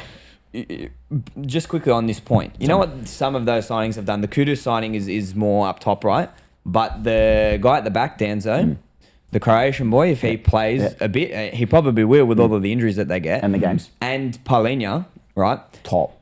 That's Tottenham need to be much more solid than last year. Yes. Much more solid. Now, these signings should solidify them a little bit. That Danzo guy, I Agreed. mean, I hate to say it, but against Arsenal in that preseason game the other day, Quality. he was all over our players. He was a monster. He's quality. Bo, can I ask you a question though? We obviously know Thomas Frank Ball, how he likes to play. It's relying on those wingers massively. You're telling me Turl and Kudos can't do a job? I don't think Tell's going to be out wide. I think Odebert's going to be out wide, and he's a quality player. He's a great player. I agree. Right? I think, and Bergvall as well. He started. Bergvall's quality. We've all seen these players last year. Shocked that they were 17. Brennan Johnson. Yeah, man. Kulusevski. Like I'm telling you, man. with Madison, I think he's going to go into tennis. with Madison getting injured today, that looks like it could be another knee injury, right? Son leaving. Could it be Kudos in the 10? Maybe, right? But again, he's not that profile of player that Madison is and that they need, because if we look back at Brighton, Kulusevski did well in the 10 though towards the later stage of the I year. think he'll come inside. I think he's Yeah, okay. I think Now he that will. Madison's injured. yeah, Kudos Kudus will will go be out on the right. Tell He'll on the cut in left. because he's left-footed, right? Yeah. He'll cut in on the left. They've got good attacking threat. I mean, we haven't even spoken about Solanke yet.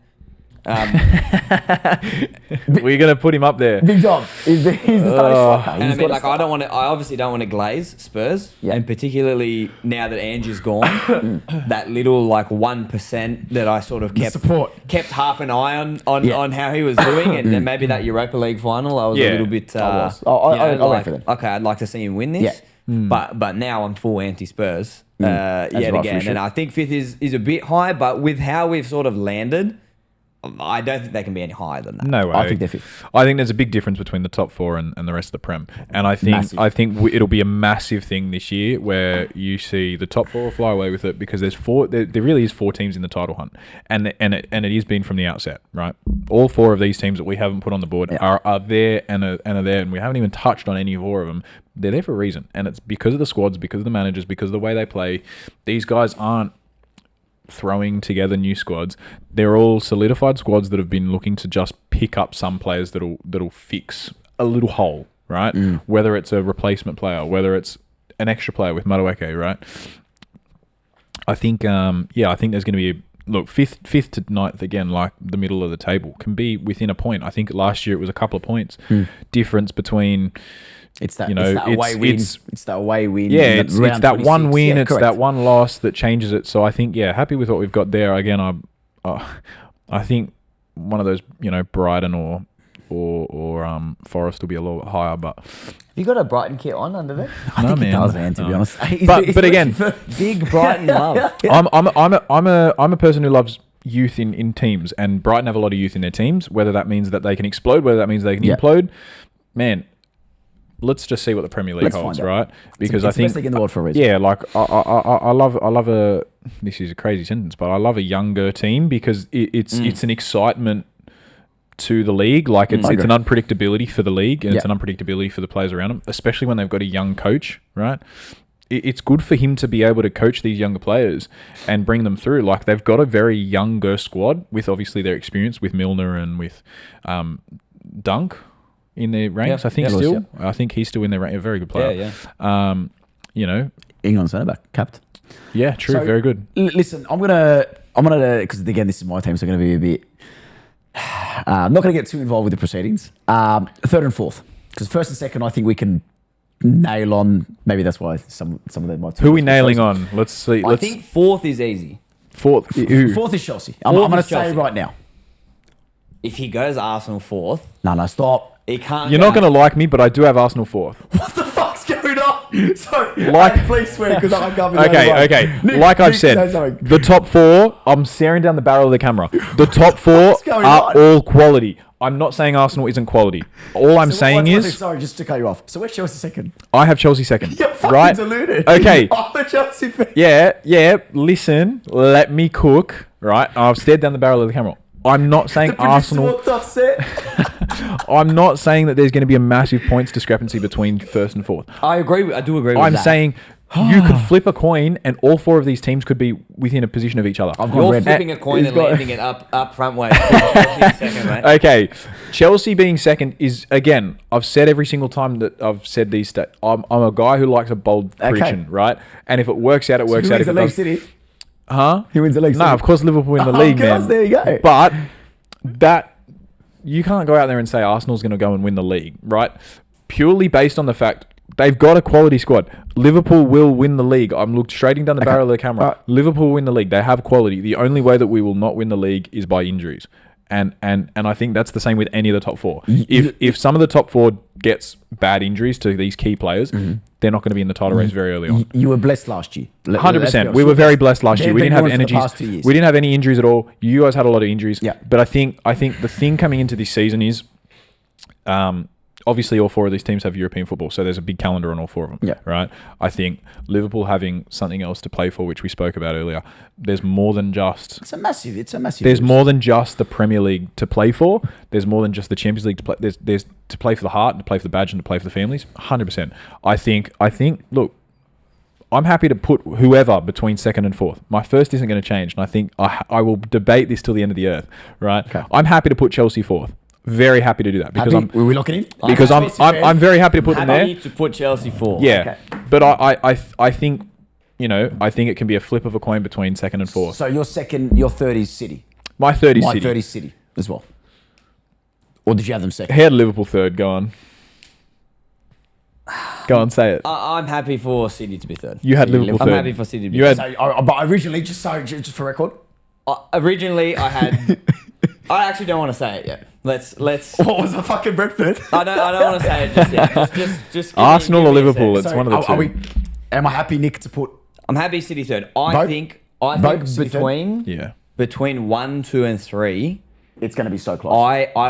I'm making a prediction just purely based off what I would love to happen. 1, 2, and 3.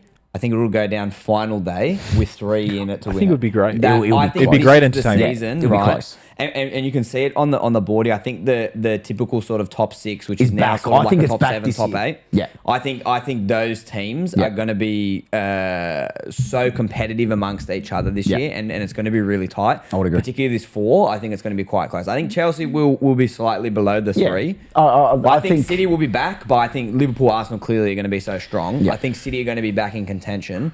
and they're going to all have to slog it out against each other, and it's going to be the head-to-head. All right, listen. Now, for me, I've been hearing for the past 12 months my good friend Abdul Salam, who you're well of. Every episode likes to chew my ear off about Arsenal and the Kai Havertz is suddenly the Ballon d'Or win in the next couple of years. So I'm going to give you your Liverpool magnet, Beau.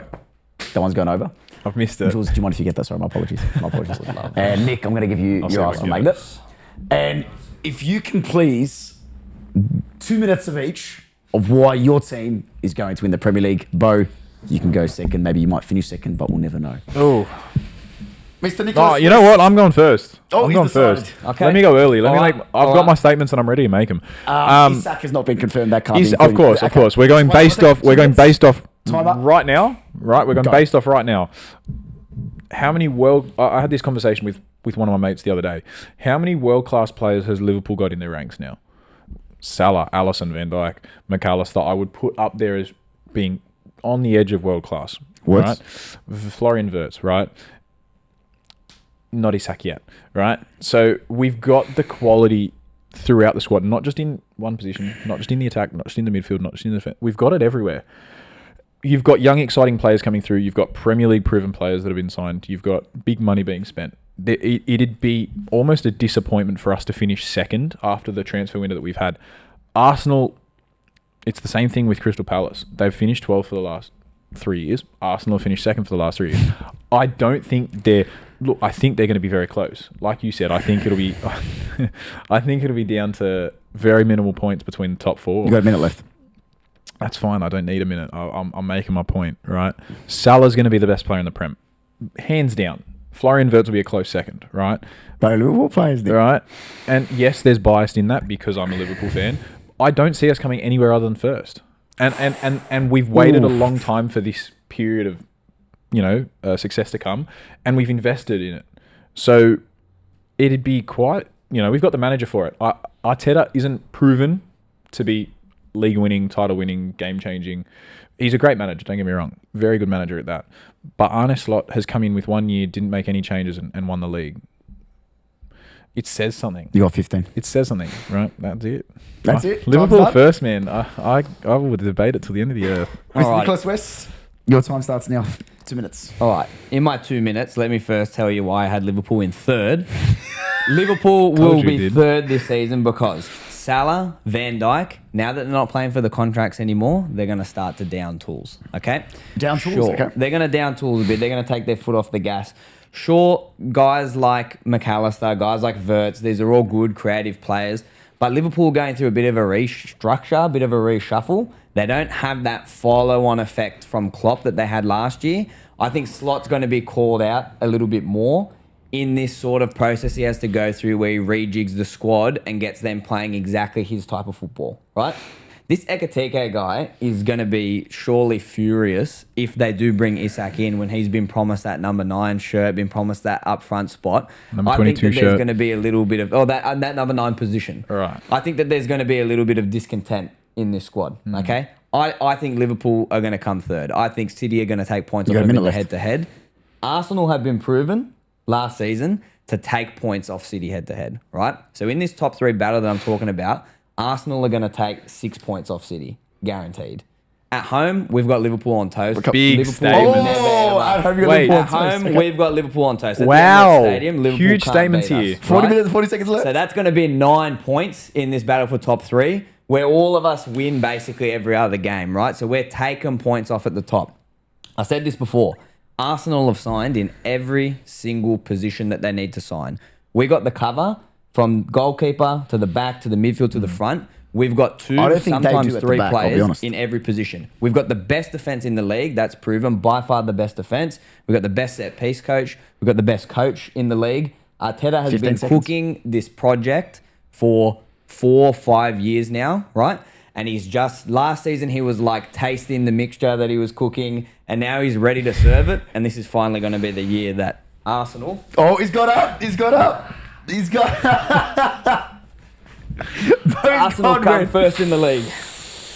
Oh, producer. Mr. Beau, can I have your magnet, please?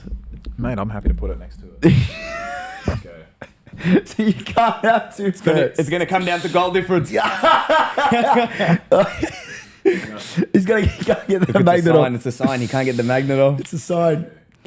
Take All a right, photo. take a photo. So, in a twist of events, producer, because I'm unbiased, I'm going to give you the. What's your opinion? Who's come first? Can I change then? First or second? Yes. Nah, third and fourth too, to make my reasonings up. Ooh. Because I don't think. But it's first and second. Yeah, it's bad. It's first and second. Go. But there's reasons why. Chelsea should be third. No. Yeah, they should. Carry on. Man City should be in the bin, but we'll put them in fourth. As a club, yes, but the side. Are we would be great. keeping? So what are we going to do with 1 and 2? 1 and 2, honestly, you could. They're gonna go so head to head. It's a- Yeah, Yeah. Otherwise, it would be a goal different situation. Yeah. It's a toss up. But it would be third and fourth that will end up deciding our top one. If in terms of points taken away. Yeah. But for a photo finish, Yeah, that's a good point. as our thumbnail, who comes first? Who wins the league? Right.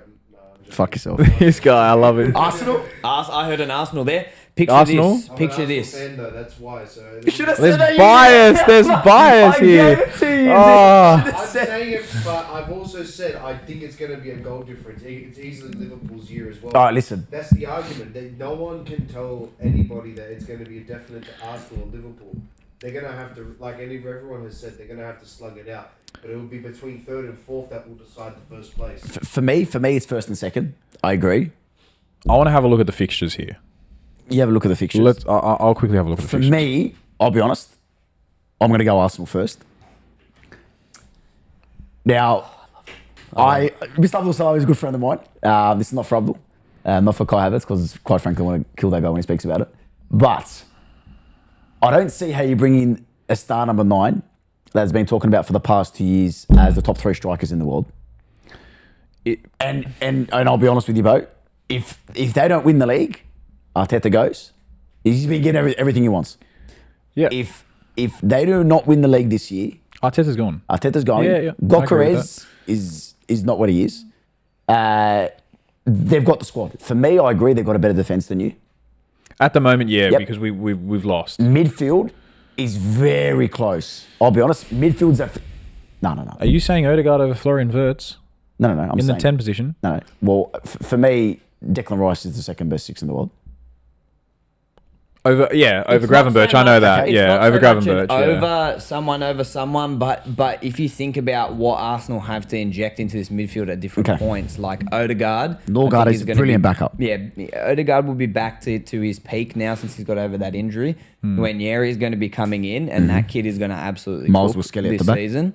Norgard, like you said, Rice, like you said, this Feel Zubamendi, we haven't attacked even here. spoken about Zubamendi at all. He's a quality player. I'll give him that. That- He's a very good player. He's a Rolls Royce of a number. Yeah, six. he's very good. I agree. I think Is he going to be up to the standards in the Premier League? That's going to be the question, I guess. I agree. With any player coming into the Premier League, the question is always, Well, then- are they going to be Premier League standard? you can say the same thing about 100%. your boys. Absolutely. So for me, the only thing why I edge them slightly is for me, I believe I'm a pragmatic coach. I love defense.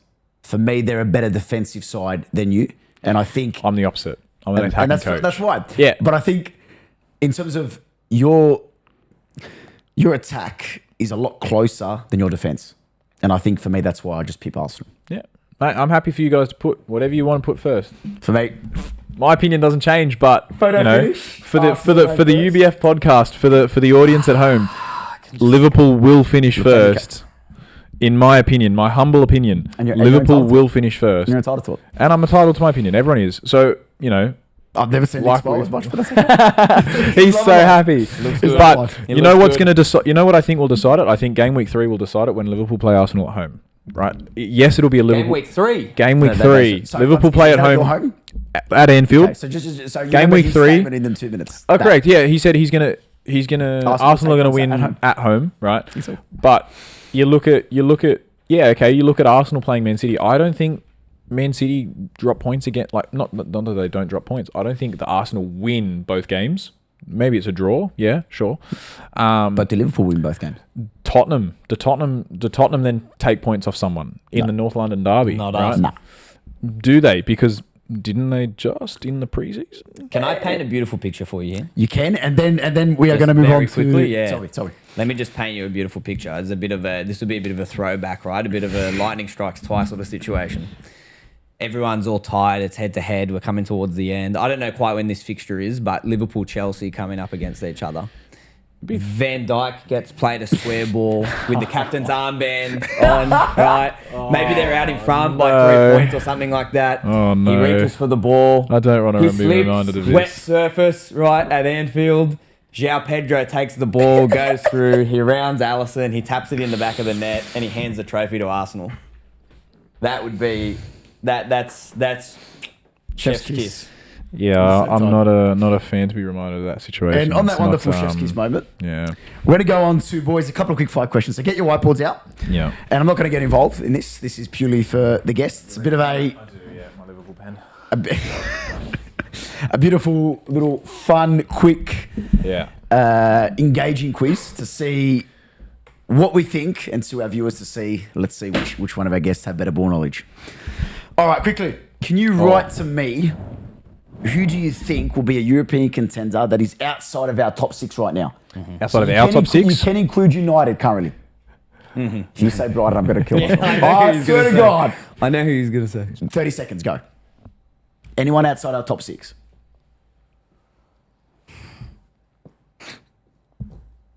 So just a reminder for our fans, a European Hang on, I should contender, probably anyone write this. outside Where's of our our- top six. I believe the rubber's between you boys as well. Yeah. Floor here. Let me 10 write seconds, it. boys. Let's write a bit bigger. I've got got the my answer. I doctor's- just want to write a bit bigger. I've So got the doctor's Got handwriting. chicken out here. handwriting, chicken scrabs. Yep. All right, but I'm going to have to press your 5. I've got my answer. Got your answer. 3, 2, 1, turn it to your cameras. Brighton, which are finishing 8th, as expected from my good friend Mr. Beau Mitchell. Yeah. And Nick with a 12th place team with Fulham. Nick, 30-second I don't reasoning mind behind that. I just think that if Fulham have a few of those players, particularly like Smith Rowe, Nelson's. Iwobi, Traore, they got a couple guns up front. If everything sort of clicks for them, then they could actually cook quite a bit and get a little bit higher up the table. I just worry about their signings, and that's why they're a bit lower on this combined table we have. Good reasoning. I like it. All right, boys. Now, anyone that is a possible relegation contender besides Brentford, Burnley, and Leeds. So I know Nick's writing Sunderland straight away. And so anyone that is a possible relegation contender outside of our bottom 3. So Leeds, Burnley, and Brentford. We've got 10 seconds. Ready? Yep. Face your cameras. Wolves, which are just in... Okay, Wolves. Yeah, we agree on that Double one. Wolves? Yeah. I think we agree on that So if we one. go back to before our combined table, were both Wolves outside of inside your top 3? Sorry, bottom 3? I had Wolves 18th. I had Wolves 17th, so one place outside. Okay. Yeah. But after we've discussed, I think They're that their close. days They're are numbered. very close. Very This close. season Very or much. next Yeah. season, I think their days are numbered.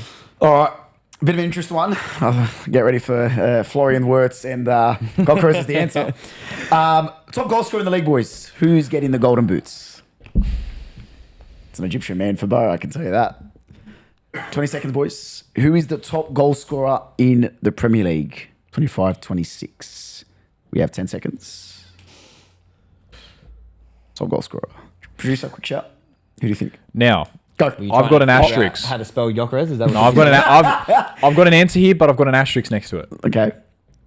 10 seconds. Sorry, Yeah, go. I'm good. I'm good. Go. Haaland, you reckon Haaland gets back? Beau, explain to me I've got if he joins Liverpool, I'm out. Isak if he joins Liverpool, and if he doesn't, Haaland. How many goals is Haaland getting, Nick? 20 plus. I could see him genuinely getting 30 goals this season. 30? 30 plus. So I'm going back to to say. his record breaking Yeah, first season. he was still an absolute gun last Weapon. year, and he's going to score goals in this City team, particularly with the signings that they've made around him. I think Gyökeres. I think you thought I was probably going to say Gyökeres. He'll be top 3. I think he'll still get 15 plus, maybe Yeah. close to 20. Yeah. But Haaland is on another level in terms of goal scoring. Beau, how many goals? Yeah, I think with the way that the top 6 have signed quite well this year, I think the attack between the quality in the attack in the top teams in the Prem, the defenses that look quite lackluster in the bottom half. I think there's going to be a lot of goals scored this year. Whether that's going to be a lot of goals shared or a lot of goals between one person, I think Man City have a very funnel like, very much a funnel into Correct. Haaland. So I think whether they've got a lot of goal scorers, I don't think so. I think he'll kind of be their main source, and I think he'll, like you said, high 20s, potentially even 30s. Quick one on the Isak thing though. I think especially with your squad, I think Gyökeres, maybe it's that funnel is a bit narrower, but I think the way you play, especially if Salah doesn't have the year that he did, do you reckon you guys are going to distribute the goals? I think we can. I think we've got a lot of, like we were saying before, I think we've got a lot of providers. I think Salah's a very good provider. Obviously, you got the Playmaker Award last year. Florian Wirtz, provider. Gakpo, provider. He's a very good quality in his delivery. I think Frimpong, when he can get forward, provider. Kirkes, provider. Like you said, there's going to be 10 goal involvements between the two of them.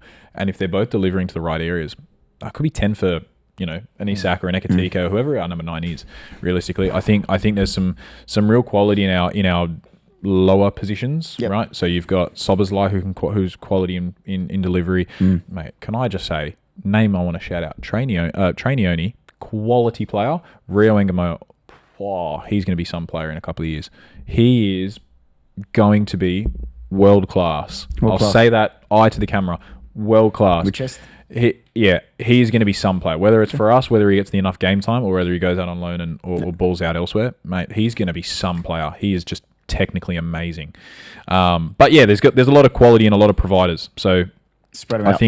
I think whoever our number 9 is going to be, that'll be a lot of. Hopefully it doesn't start with I for the rest of the league. Boys, who is your best playmaker this year? Who do we think is going to get the most assists in the league? 20 seconds. Who will get the most assists in the Premier League? Didn't prepare for that one. I know. Bit of a curveball as we're speaking about it.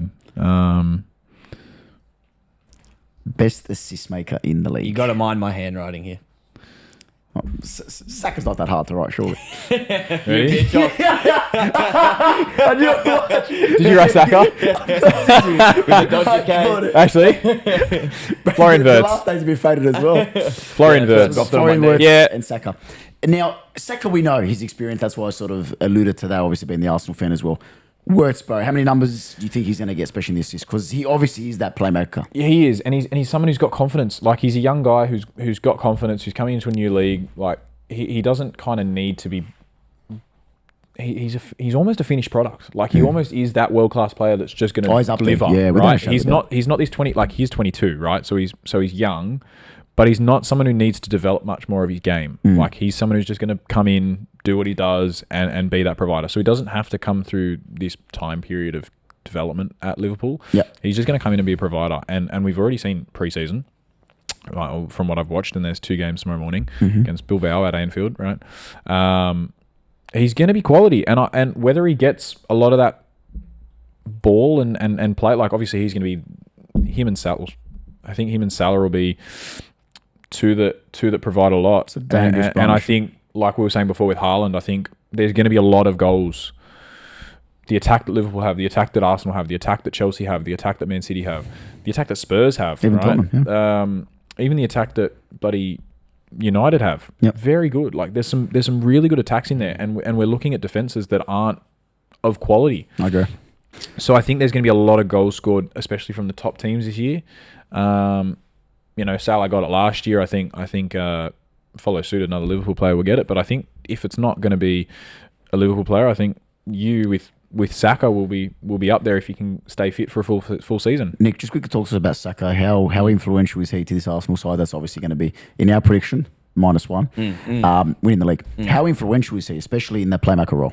Massively. Like, I mean, he's the main man. He's the star boy, right? So, and a lot of Arsenal's goals come from the right side of the field, moving over to the left. And Saka has so many dimensions to his game. He takes the in-swinging corners from that side with his left, so he'll get a lot of assists there. We'll score off a lot of corners again this year. He is not afraid to run it to the byline, to dribble into the box. He can use both feet. So cutbacks to Odegaard, cutbacks to Rice. Is he the corner taker? He takes the corners, the in-swinging from the in-swingers? Okay, right side. okay. In-swinging with the left. Maybe my prediction changes. From Rice takes the other side. Saka takes the side where he's in-swinging on the left foot. He's unknown, but yours, I think, is closer to what it could be. Yeah. But obviously, we know his talent.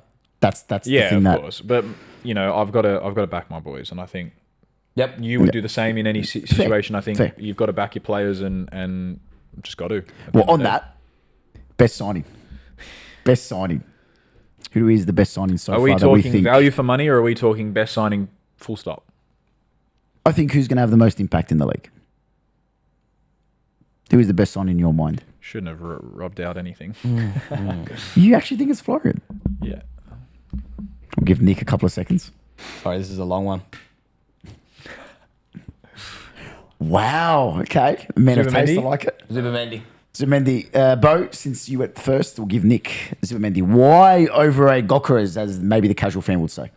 I think that Zubimendi is going to be like the engine that runs Arsenal's play this season. From what I've seen of him so far and watching a bit of his old clips, Associated. he like no other player I've ever seen before as a 6 can receive a ball and ping it on his left and right foot perfectly both sides. Effortlessly. Right? Yeah. He's like this number 6 that can do sort of the Jorginho job like Jorginho did, where he drops in and sort of keeps the tempo ticking over. But he can go both ways. Jorginho was very one-sided, could only sort of go one way. Yep. Zubimendi can open it both ways. Yeah. I don't think that he's the kind of guy that will get voted as plaudits. being the best signing. Yeah. But I actually think he will be the best and most influential because of how he opens the game up for the rest of the Arsenal team. Is this like what Gravenberch was able to do with Liverpool? It's type of going to thing? be like Yeah. Odegaard is so much freer, able to Yeah, hit the okay. ball up Yeah. in higher lines. Get what you're saying. Because Odegaard was doing that job last year. Yep. I get what you're saying. Rice Because, is going to bomb on. I know what you said about Rice being a good 6. I think he's a good 8. He's an incredible 8. I think Rice is an excellent 8, and I think he's going to be able to bomb on even 4th. That's going to release. But we Rice can a all bit agree that more. Kaistato is the best 6 in the world. But in the No, world it's- is questionable. In the world's crazy. But Zubimendi, I can't believe how cheap we got him for. you and guys the have been fact chasing that- for 2 years as well. And then He we was- didn't have, and I mean, yeah. we beat Liverpool too. He actually You did, rejected Liverpool yeah. last season because he wanted to come to Arsenal this year so much. Spanish connection. So yeah, Spanish connection with And he, Marino, imagine and he that. used to play The most Odegaard. important match, and Zubimendi pips into second. Imagine that. Yeah, that would be excellent, right? Nice picture of Zubimendi with the Premier Him League and Arteta, title and his the Arsenal Spanish. kit. Yeah, exactly. Mr. Beau Mitchell, best signing Florian Wirtz. Everyone's Yeah, talking about it. look, Why? he's 120 million for a reason. I think we're talking right here and right now. I think quality in the Premier League in the 10. You obviously lost De Bruyne, who was Player of the Year twice. I think the 10. Him and Palmer up there, surely, though. Yeah, I think the 10's being a huge role, and I think Palmer was up there being Young Player of the Year. I think last year or whatever it was. Yeah. Not last The year. year The year before. before. Obviously, Gravenberch got Young Player of the Year. Surprised he's not his next vote. Carry on. And I think that 10's coming back. So I think there'll be 4 players that'll be up there, and I think all 4 of them could be 10s, like Cherky, Wirtz, Palmer, and Odegaard. I think all 4 of them will be up there purely based on, I think, assists are becoming such a highlighted thing now. Crucial. You got a lot of people who are actually watching the games instead of just going on and watching highlight packages. Yeah. So I think like even last year, like a Iwobi who didn't put numbers up in terms of goals and assists, so influential for Fulham in what they did. He was the pivotal of everything. Rogue One, I think the best signing is actually going to be a number 10. I think so. 100%. I think it's going to be voted. I think it will be.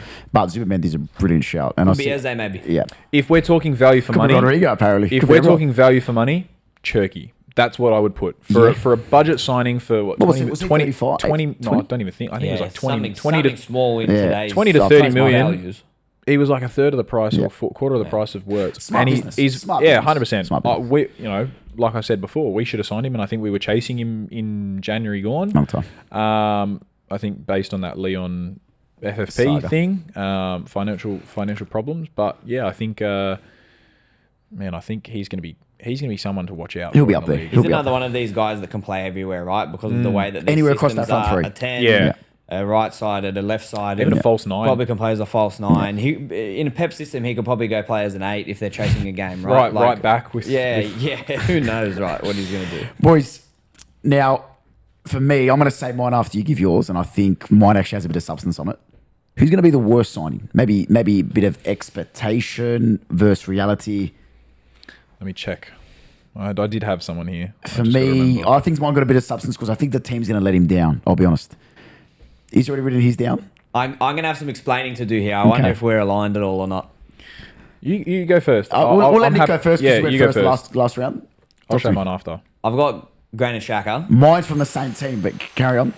So Okay. my thing with Xhaka is I don't think he's going to be the worst signing in Okay. terms of he goes in somewhere and he's really poor and it's his fault. But I'm predicting that Sunderland come last. Okay. Now, for Xhaka, I think that it would just be a shambolic move on his part Yeah. I never understood it. to go from Bayer Leverkusen to Sunderland, of all places, where he looked like he was held at gunpoint behind the camera when he did his announcement answers. video. Yeah. Yeah. What do I like? Yeah. Everything. Yeah, everything. What do I like? Didn't know a about thing Sunderland? about the club. Everything. Nah. Yeah. I think it was only Black Clats. That was his answer. It's bad. To make this move from Bayer Leverkusen when he left the Premier League because his wife wanted to go outside of England, Yeah. back to Germany where they're comfortable, right? To come back, to go to Sunderland of all places, Of all teams. to captain them to a last place relegation, which is my prediction. Is he I their think captain? that'll be he's their captain. He's the captain. He's been named Yeah, their okay, captain. wow. Yeah. I think that Doesn't would shock just me. be a shambolic move. I never get it. I never in got general. it. Yeah. So that's why I would say that he'd be the worst signing. I'm Of the season. going to let the cat out of the bag now, hence the pun. I think Adingra. I think for me, he was so exciting to watch at Brighton. I think he was that Matoma, a little bit younger, a little bit quicker than Matoma. I think he was just electric, absolutely electric. And I think for a player that young, that skillful, with a high ceiling like that, I think it's killed his career. Because make no mistake, if you think Southern are going out there to attack teams, you're wrong. Yep. You are absolutely wrong. So unless their plan is to hit him on the break, he's finished. So let me not back Adingra here, but let me think like 12 months down the line, Sunderland get relegated. Adingra's had a semi-okay season. We look at what happened with the relegated teams that happened this year. The lap. right? He's just gone to a top team, right? To be on the bench. Can a Dink? Yeah, but he's in a top team regardless. Like he's now a known player. But does Go. Adingra make that same jump? Like obviously he was getting game time at Brighton. With Matoma there, wasn't, right? And Matoma clearly wants to be at Brighton, and Brighton clearly want him. So does a move to Sunderland where he can get more game time, like Enciso, right? Enciso put his name out there, scored some great goals at Brighton, came down to Ipswich on loan. Right? Did okay. Didn't set the world alight, but he's still at Brighton, right? I think a transfer But to it's a Sunderland transfer. That's is the risk, and I think obviously he's backing his source, and if it's a transfer, which it is, I back the guy. I think he'll do good things and it doesn't have to be 10, 15 goals in the Prem. I think it'll be just impact in his team. Yep. Whether that's going to be enough for him to earn a move in 12 months' time, because I think that'll be what it is. I don't think they'll survive based on we have put them in surviving, but I think any of those bottom five could be relegated. It's interchangeable. So if they do get relegated, then he'll be one to go. But if he stays, then he'll be known as this cult hero. But I think you're similar to my reasoning with Xhaka, right, Tom? It's maybe more a bad move on the part of the player rather than the player is bad at the club. Correct. Yeah, Because correct. it's almost like Ramsdale going to Southampton last year and then being as bad as they were. He should have gone somewhere better because he was good enough to go somewhere better. But Nick, I've never seen a case where 2 years ago, literally, the guy we went the domestic double. Literally went the domestic double, invincible under Xabi Alonso. Crucial to that thing with him and Robert Andrik. Crucial. Yeah. And he goes to a relegation candidate in the Prem. Yeah. I don't get it. Him and Ten Hag, for some reason, mustn't have been. Yeah. Two big heads. Yeah, maybe it was something to do with the hair transplant on Xhaka's part, and Ten Hag said absolutely not. I'm not sure. Our producer just creased for a reason. I'm interested to see why. Beau, who's the worst signing in the Premier League? Mateus Cunha, He'll right? be the worst? I think for the price tag, right? It's a big price tag. Yeah, it's a big price tag. It's a big. He needs to do a lot to support that price tag, and But I think his best position for me is at 10. Yes, and he's- Nick, you actually raised a good point. Him and Fernandez, where's Fernandez going to go? Well, Cunha's going to have to play 9. Well, he's going to have to. Or Is he- again, but the thing is off the like- left, but he's not going to go backwards. He's not going to help backwards. He can't. If they play this 5 at the back formation, like this 3-5-2 that he 3-5-2. likes to play, Yeah. there might be some sort of way that Cunha Who's the plays second as 9 some though? sort Because of like. it's not going to be Mebo. He's going to have to. Who's the second 9?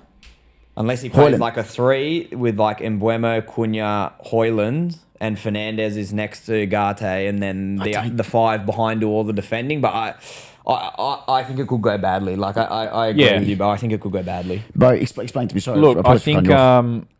I think he's got a lot to do, and like you said, like where's he going to fit in the squad? Yeah, because if they're looking to sign someone like a Sesko, right, which is the hot rumor at the moment, mentioned. or a Watkins, because they're looking to sign a pure number 9, then obviously he's not going to play in that number 9 role, right? And he's being looked in this 10, but then you've got Fernandez, you've got Mbeumo, you've got Ahmad, right? You've got some players. Yes, he might play right wing back, but you've got players in there who are quality. Where like for 70 million, I think it Big was price. 75. Yeah, it's a- right. yeah, it's How is he going to be this huge player for him when he's been tipped to be this huge player?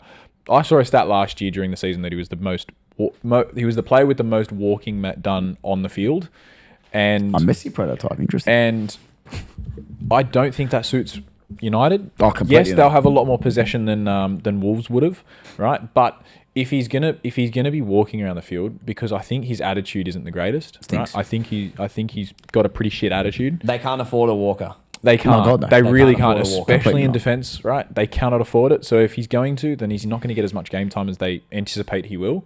And bold again, but yeah, I think he'll be really bad. He's like not a flop, like he didn't play. I think he'll be really bad for him, like a reckon? 007 type bad. Sancho, Garnacho, and Cunha. Yeah, I think nice he'll be little one of trio their. I think he like obviously United haven't had great success with their signings as of late, but Yeah, it's in their DNA to flop Yeah. once the signings It's in the come in. DNA, mate. Yeah. Listen, we've got 4 more, and I'm interested for these last 2 specifically, so we'll get moving. Manager of the season. we're back in our sources. I can tell you right now. I've never seen Nick move faster in my life. The brothers. There was no countdown. Arne Slot. Arne Slot. Arne Slot. Do we really need an explanation? No, No, you you think don't, they're winning, do you? you think they're winning. You don't, All right, do you? fair enough. Best young player. And for stipulations, we're going to go under 21. If you want to fact check, you can fact check.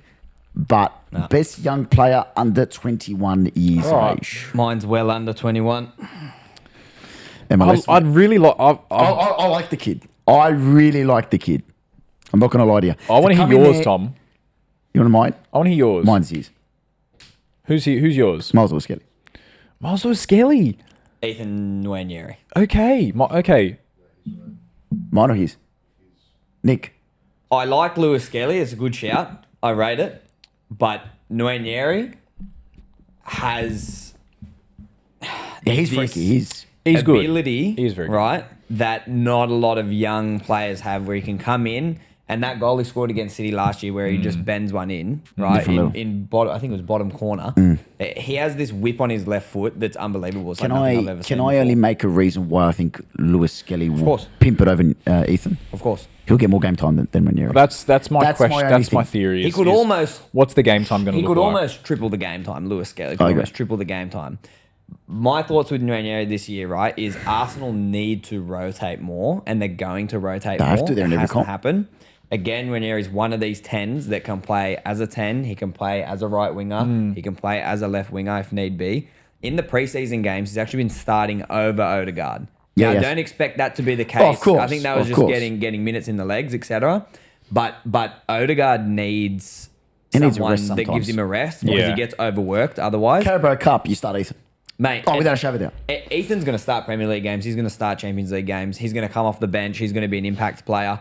I think that this is the season for him where, and by the way, there was a delay on the contract. There was a delay on him re-signing this contract, and a big part of it It must have been apparently turns. Must have been match minutes. it was minutes. Apparently, the big hold up was minutes. Now, for him to sign a new deal, There I must think have the been a good- conversation's been had that he's going to get minutes. And if he gets minutes, and if Arsenal win the league, I think that he could contribute significantly to I Arsenal winning the second league. that. I just think what I saw, what MLS did, Miles Lewis Kelly, what he did against Madrid, to go there, to boss it, to absolutely shut down one of the best wingers. Have Well, you for- ever seen a young footballer? I haven't. No, I haven't. That's what I'm Right, saying. I haven't. who's not that big in size. He's probably our size. He is. Yeah. Be so strong. He's incredible. Have you ever seen such a strong very footballer? impressive. He's low. can't bump him he's- off the he's ball. No, you can't. You can't. The way he shields the ball, he's low center of gravity. The way he dribbles, what a modern fullback you want. He's got everything. For me, and again, hot take, he's one of the top 5 left backs in the world. That's just me. That's crazy. No, By but the I'll be way- honest with you. And I'm a Chelsea fan. By Yeah. the way, Arsenal got he's a all good these player. cooking because Max Dowman, he's the next one Oh, to he's look different out level. for. He looks very He won't yeah. play. He might get some little minutes this season, but he's not going to play a lot. But in 26, future 27. seasons, Watch 26, 27. That's when you he's got me 17, back watch. on next year, I'll write Dowman down on this board. Mate, yeah? we're still asking for a lot of appearances. Yeah, we'll see. We're going to see if Arsenal win the league first. I But- think I'm going for a different one. I've gone Mark Guay. Yeah, I like it. Or Mark Guay. Guay. However you say his name. Yeah. I think similar to like I've said about Adingra, I think he obviously he'll start, right? So he has to start. he's going to start for Sunderland because he's just moved there. He'll get minutes, and I think he was very good at Barca when he was there. He was very good in the Conference League when he was playing For Chelsea. For Chelsea, right? He's obviously done something right to go from Barca's B team to Chelsea, right? I think there's something about the guy that's very good. He's very strong. He's very tall. He's prolific in front of goal. Is he on loan? Yes. Yes. Yeah. So obviously he'll go back, right? He won't go back to Chelsea, I don't think. I think he'll go back and be Bust. sold. But I think he's going to go, and like I said about Adingra, maybe they get relegated, but I think he's going to be a player that's very good, right? But he's going to get his move in 12 months' time. It's a good show. I think from all of us, that's a interesting perspective to Arsenal players, obviously, but both of them high ceilings. And Mark, former Chelsea, thank you both for acknowledging the great club that we are. Boys, last two. Who will get the most fantasy Premier League points in the FPL? Obviously, we've seen what the defender chip is now as well. They're getting they've refixed how they allocate points. Who's going to get the most points in the FPL?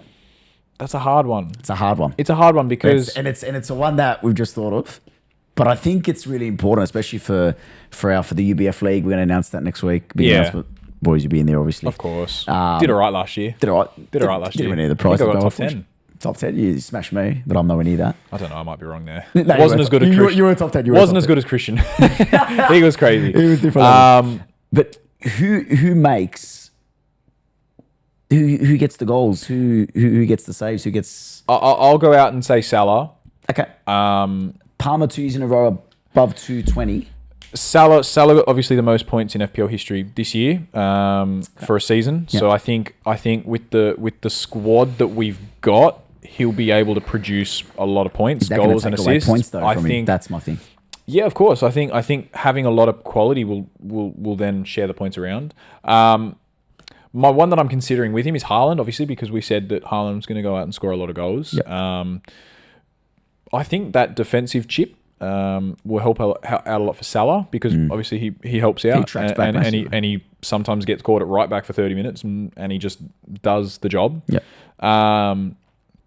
So yeah, I mean, obviously he's a quality player. I don't think he's going to decline. Like you said, he's got nothing to play for the contract, but I don't think that's going to make a massive difference in Are terms these guys of overall both quality. forwards on FPL that you're talking about? Haaland and Midfielder, Salah? Yeah. midfield. Is Salah a midfielder?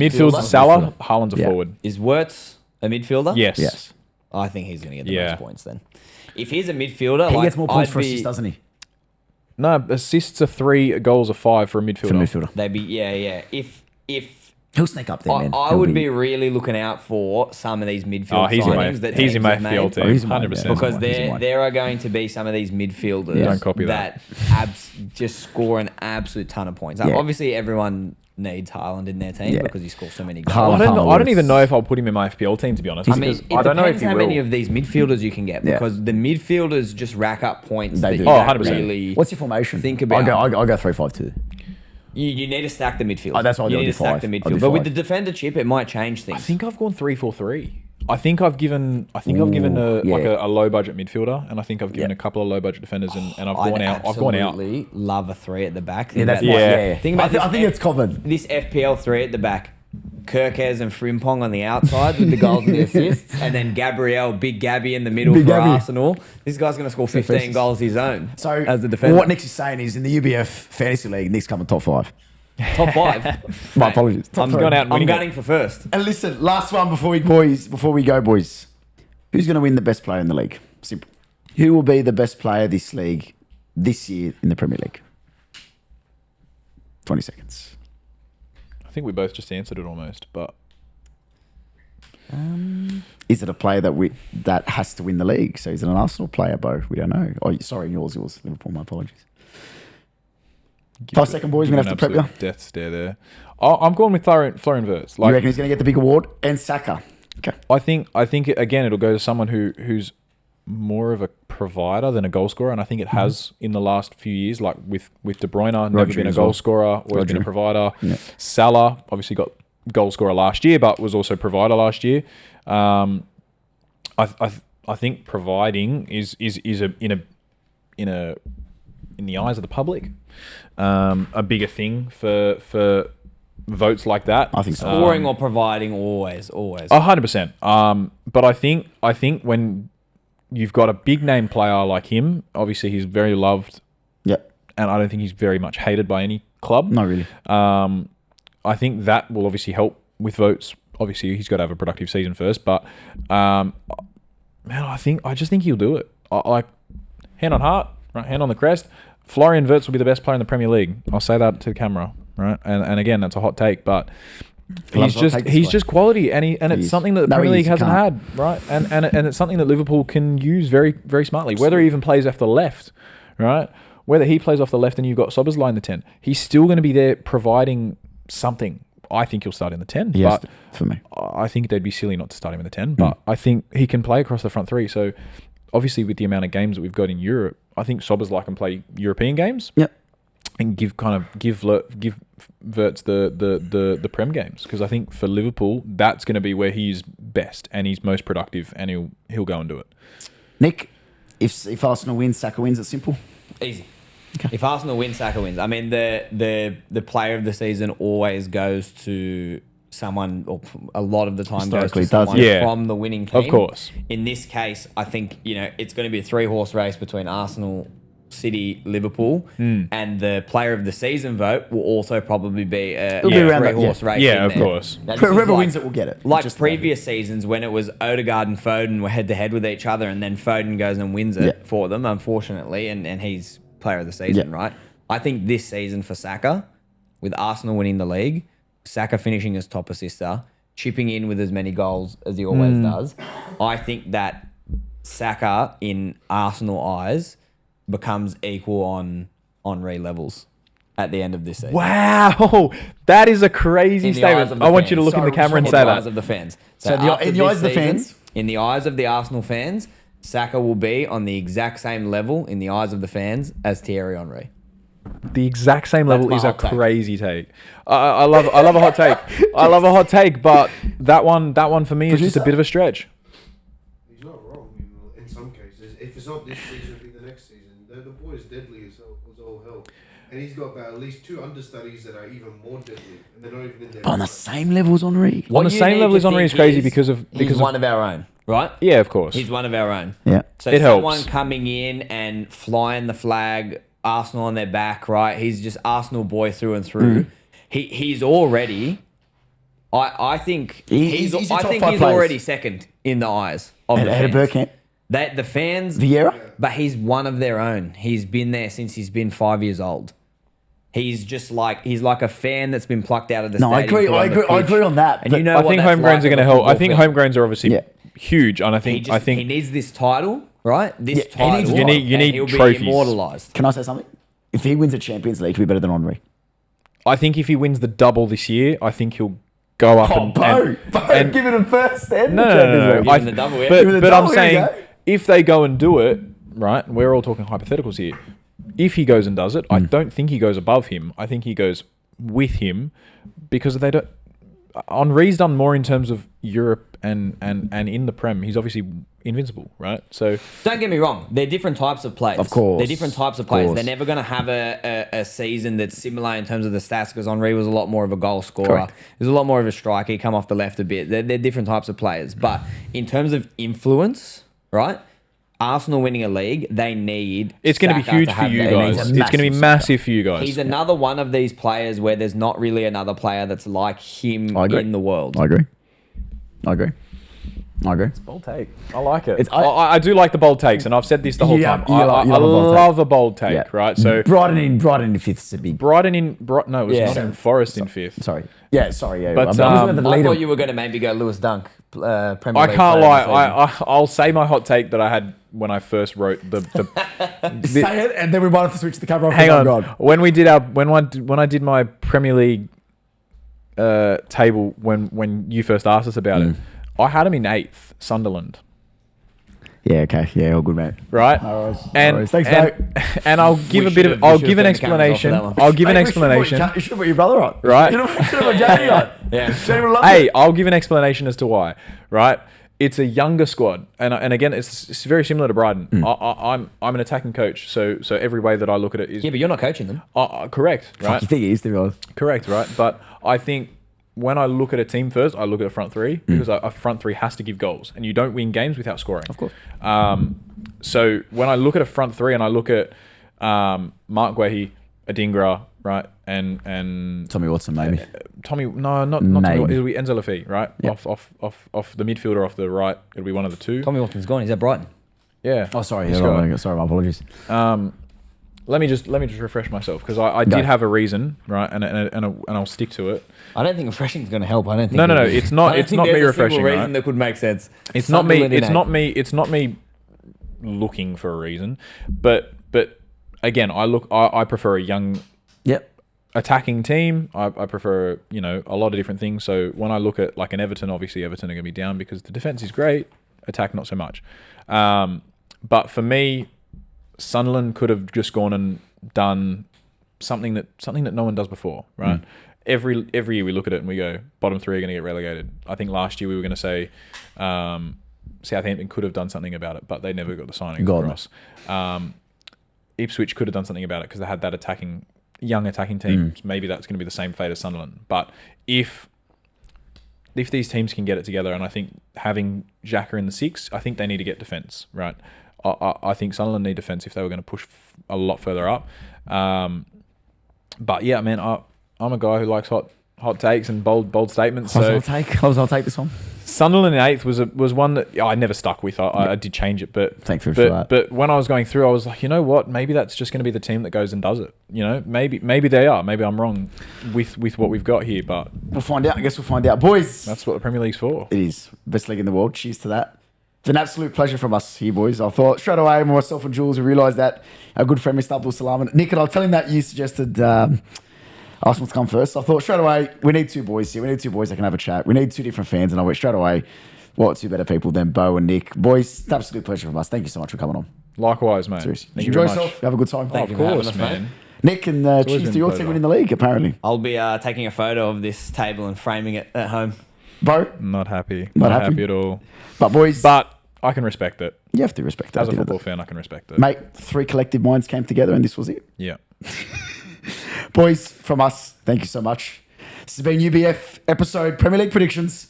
I've been Thomas. And we are joined by a special guest. Nick. And Beau. Boys, see you soon. Ciao. Perfect.